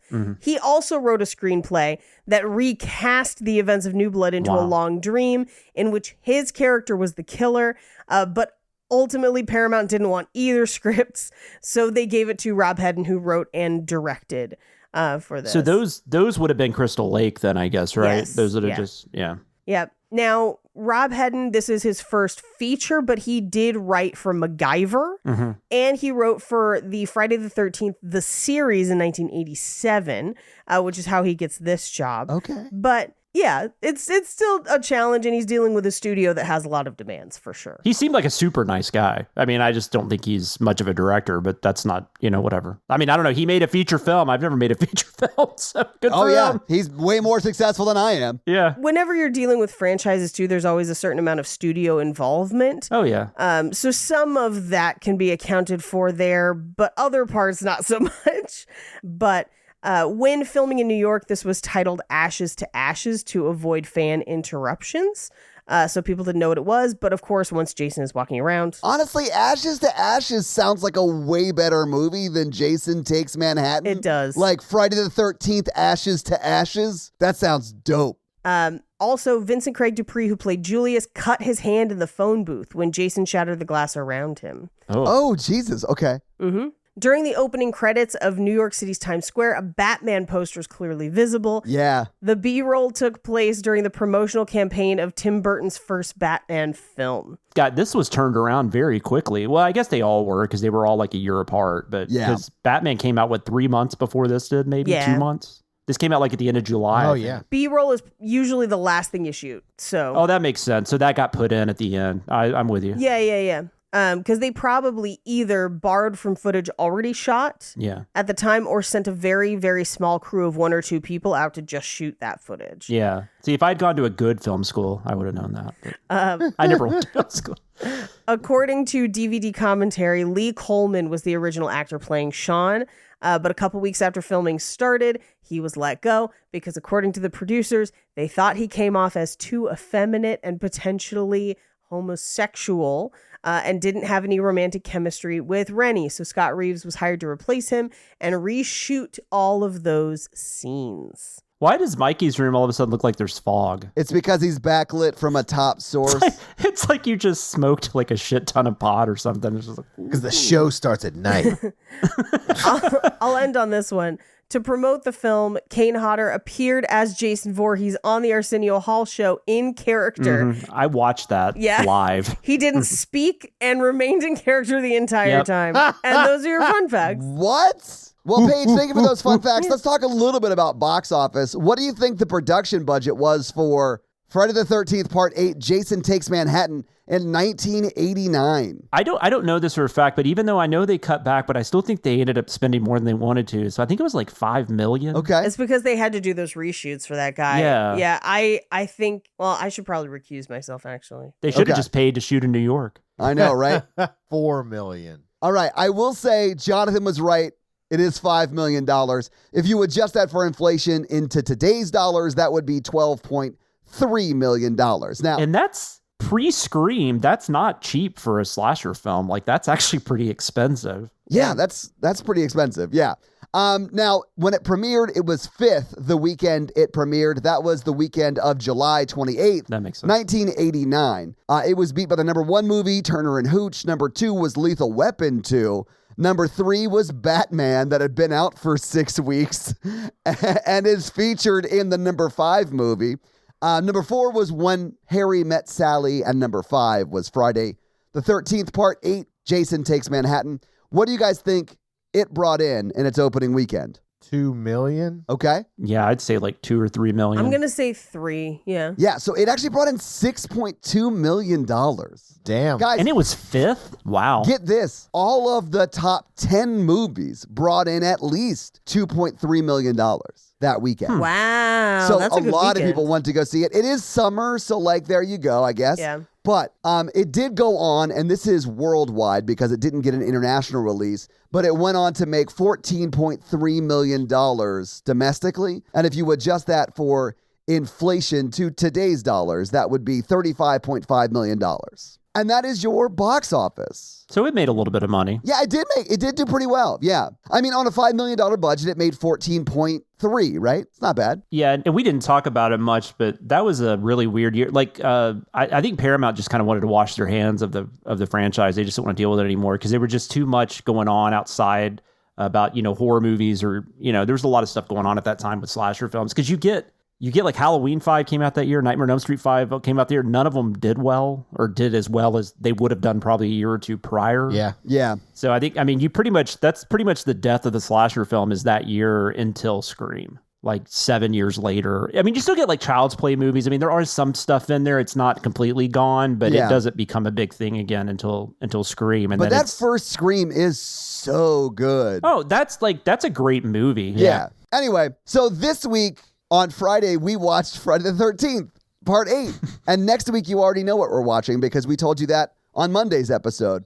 But for the life of me, I can't remember. What episode drops on Monday? We're watching Saw 2. That's right. We haven't recorded that episode yet. I kind of weirdly love that movie, and it's terrible, but I just kind of love it. It's a sequel to a horror movie. Yeah. Glowing recommendations here at this podcast. I know. There's just something weird about it. It's not. I know it's got characters, settings. But Jonathan, thank you so much for joining us on this episode. Yeah, thanks for having me. As our Friday the 13th Ologist. national correspondent. Yeah. Yeah. Will you do me a favor, do us a favor, I should say, and plug your tell shit. people where they can see more of you? Well, I actually have a podcast now that's going for we're quite a few weeks into it, but Chris Atkinson with CinemaSins. I work for CinemaSins. If anybody listening to this doesn't know that. Chris Atkinson's one of the founders of CinemaSins. Me and him are doing a James Bond podcast. Ooh. Where we're covering a movie every episode, and it's we're going in chronological release order, because I know chronological can mean different things to people. But yes, it's called Gold, Diamonds, and Death, a James Bond podcast. And if anything, you can just search CinemaSins, and you'll get all of our podcasts. Which we also have a Star Trek podcast called Captain's Pod, movie review podcast called Recotopia, and a lot of fun stuff. We have a Patreon, patreon.com/CinemaSins, where we do extra stuff here and there. And we've obviously got the YouTube channels, CinemaSins, TV Sins, Commercial Sins. And I'm on Twitter at SamLoomis13. I'm on Letterboxd. I think you can just search me up. I actually am on Blue Sky. Or is that what it's called? Is it Blue Sky? Is that right? It is. I am on Blue Sky as well. Yeah. Yeah. So I'm on, and I'm Sam Loomis 13 on there as well. So those are the places you can reach me.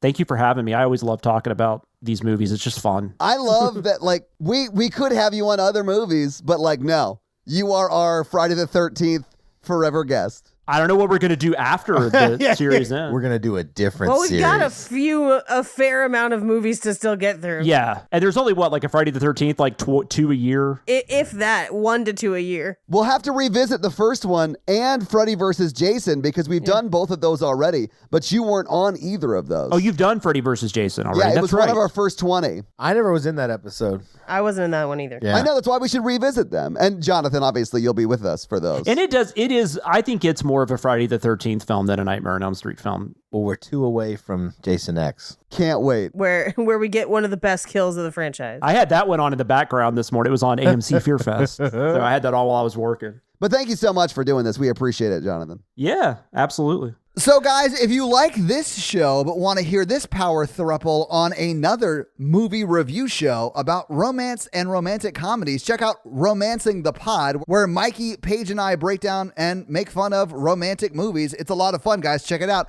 If you want to follow us on social, please do. We are at Horror Virgin or online at horrorvirgin.com. If you want to follow us all individually, you can do that as well. Paige is at Paige Wesley on Twitter or Rampage Wesley everywhere else, including TikTok. Mikey is at mrandolph24 and I am at Todd J. Awesome. If you like the show so much and you want to help financially support it, please do by going to patreon.com/horrorvirgin, where you can get a lot of great levels and a lot of great stuff like bonus episodes, director's cut episodes where they're a little bit longer and you get them actually a day earlier than the regular feed drop. We do a lot of great things like listener requests and stuff like that. So guys, check out the Patreon and help support the show. If you want to financially support me, but not Todd, just look me up up on Venmo. If you can't financially support the show, that's understandable. That's fine. But if you want to hang out with us on the daily, join the Facebook group at facebook.com/group/horrorvirgin. We also link it like once a week, so just find it there and join the awesome Facebook group. Literally, we're in there talking every day. It's awesome. And guys, we got a P.O. box. So if you want to send us some love letters or whatever you might send to a P.O. box, it's actually not a P.O. box. It's like a regular street address. It's pretty awesome. It's 6688 Nolensville Road, number 108-34, Brentwood, Tennessee 37027. So send us some stuff. Yeah. And if you want to check out our Twitch stream, we're at twitch.tv/ToddAwesome, where we will be playing horror video games. So if you have always wondered what it would be like to watch me get scared, you can now do that on Twitch while I play these horror games. It's twitch.tv/ToddAwesome, guys. Check it out. It's a lot of fun for you. Not a lot of fun for me. We don't do Patreonicals because this is not like a regular episode. No. This is just like a free gift we give you guys for the holiday of Friday the 13th. So we're just going to close it down. See you next Monday. That's going to be it for us, you guys on Paige. I'm Mikey. And I'm your horror virgin, Todd. Keep it ooky spooky. Keep it ooky spooky. Keep it ooky spooky. Have a decent weekend. Bye. Oh, speaking of which, What? Oh my God, you're wearing the shirt. I did. I got one a few months ago. It's a Crocodile Dundee ripoff shirt. I love it. It does look like Crocodile Dundee too, Mikey. Oh, it does. You're Yeah, right. that's what it is. I couldn't figure out what it was because that wasn't the actual poster, but I knew it was reminded me of something. So that's Crocodile it. Dundee. That's not a sequel. This is a sequel. the best thing that ever happened from Australia.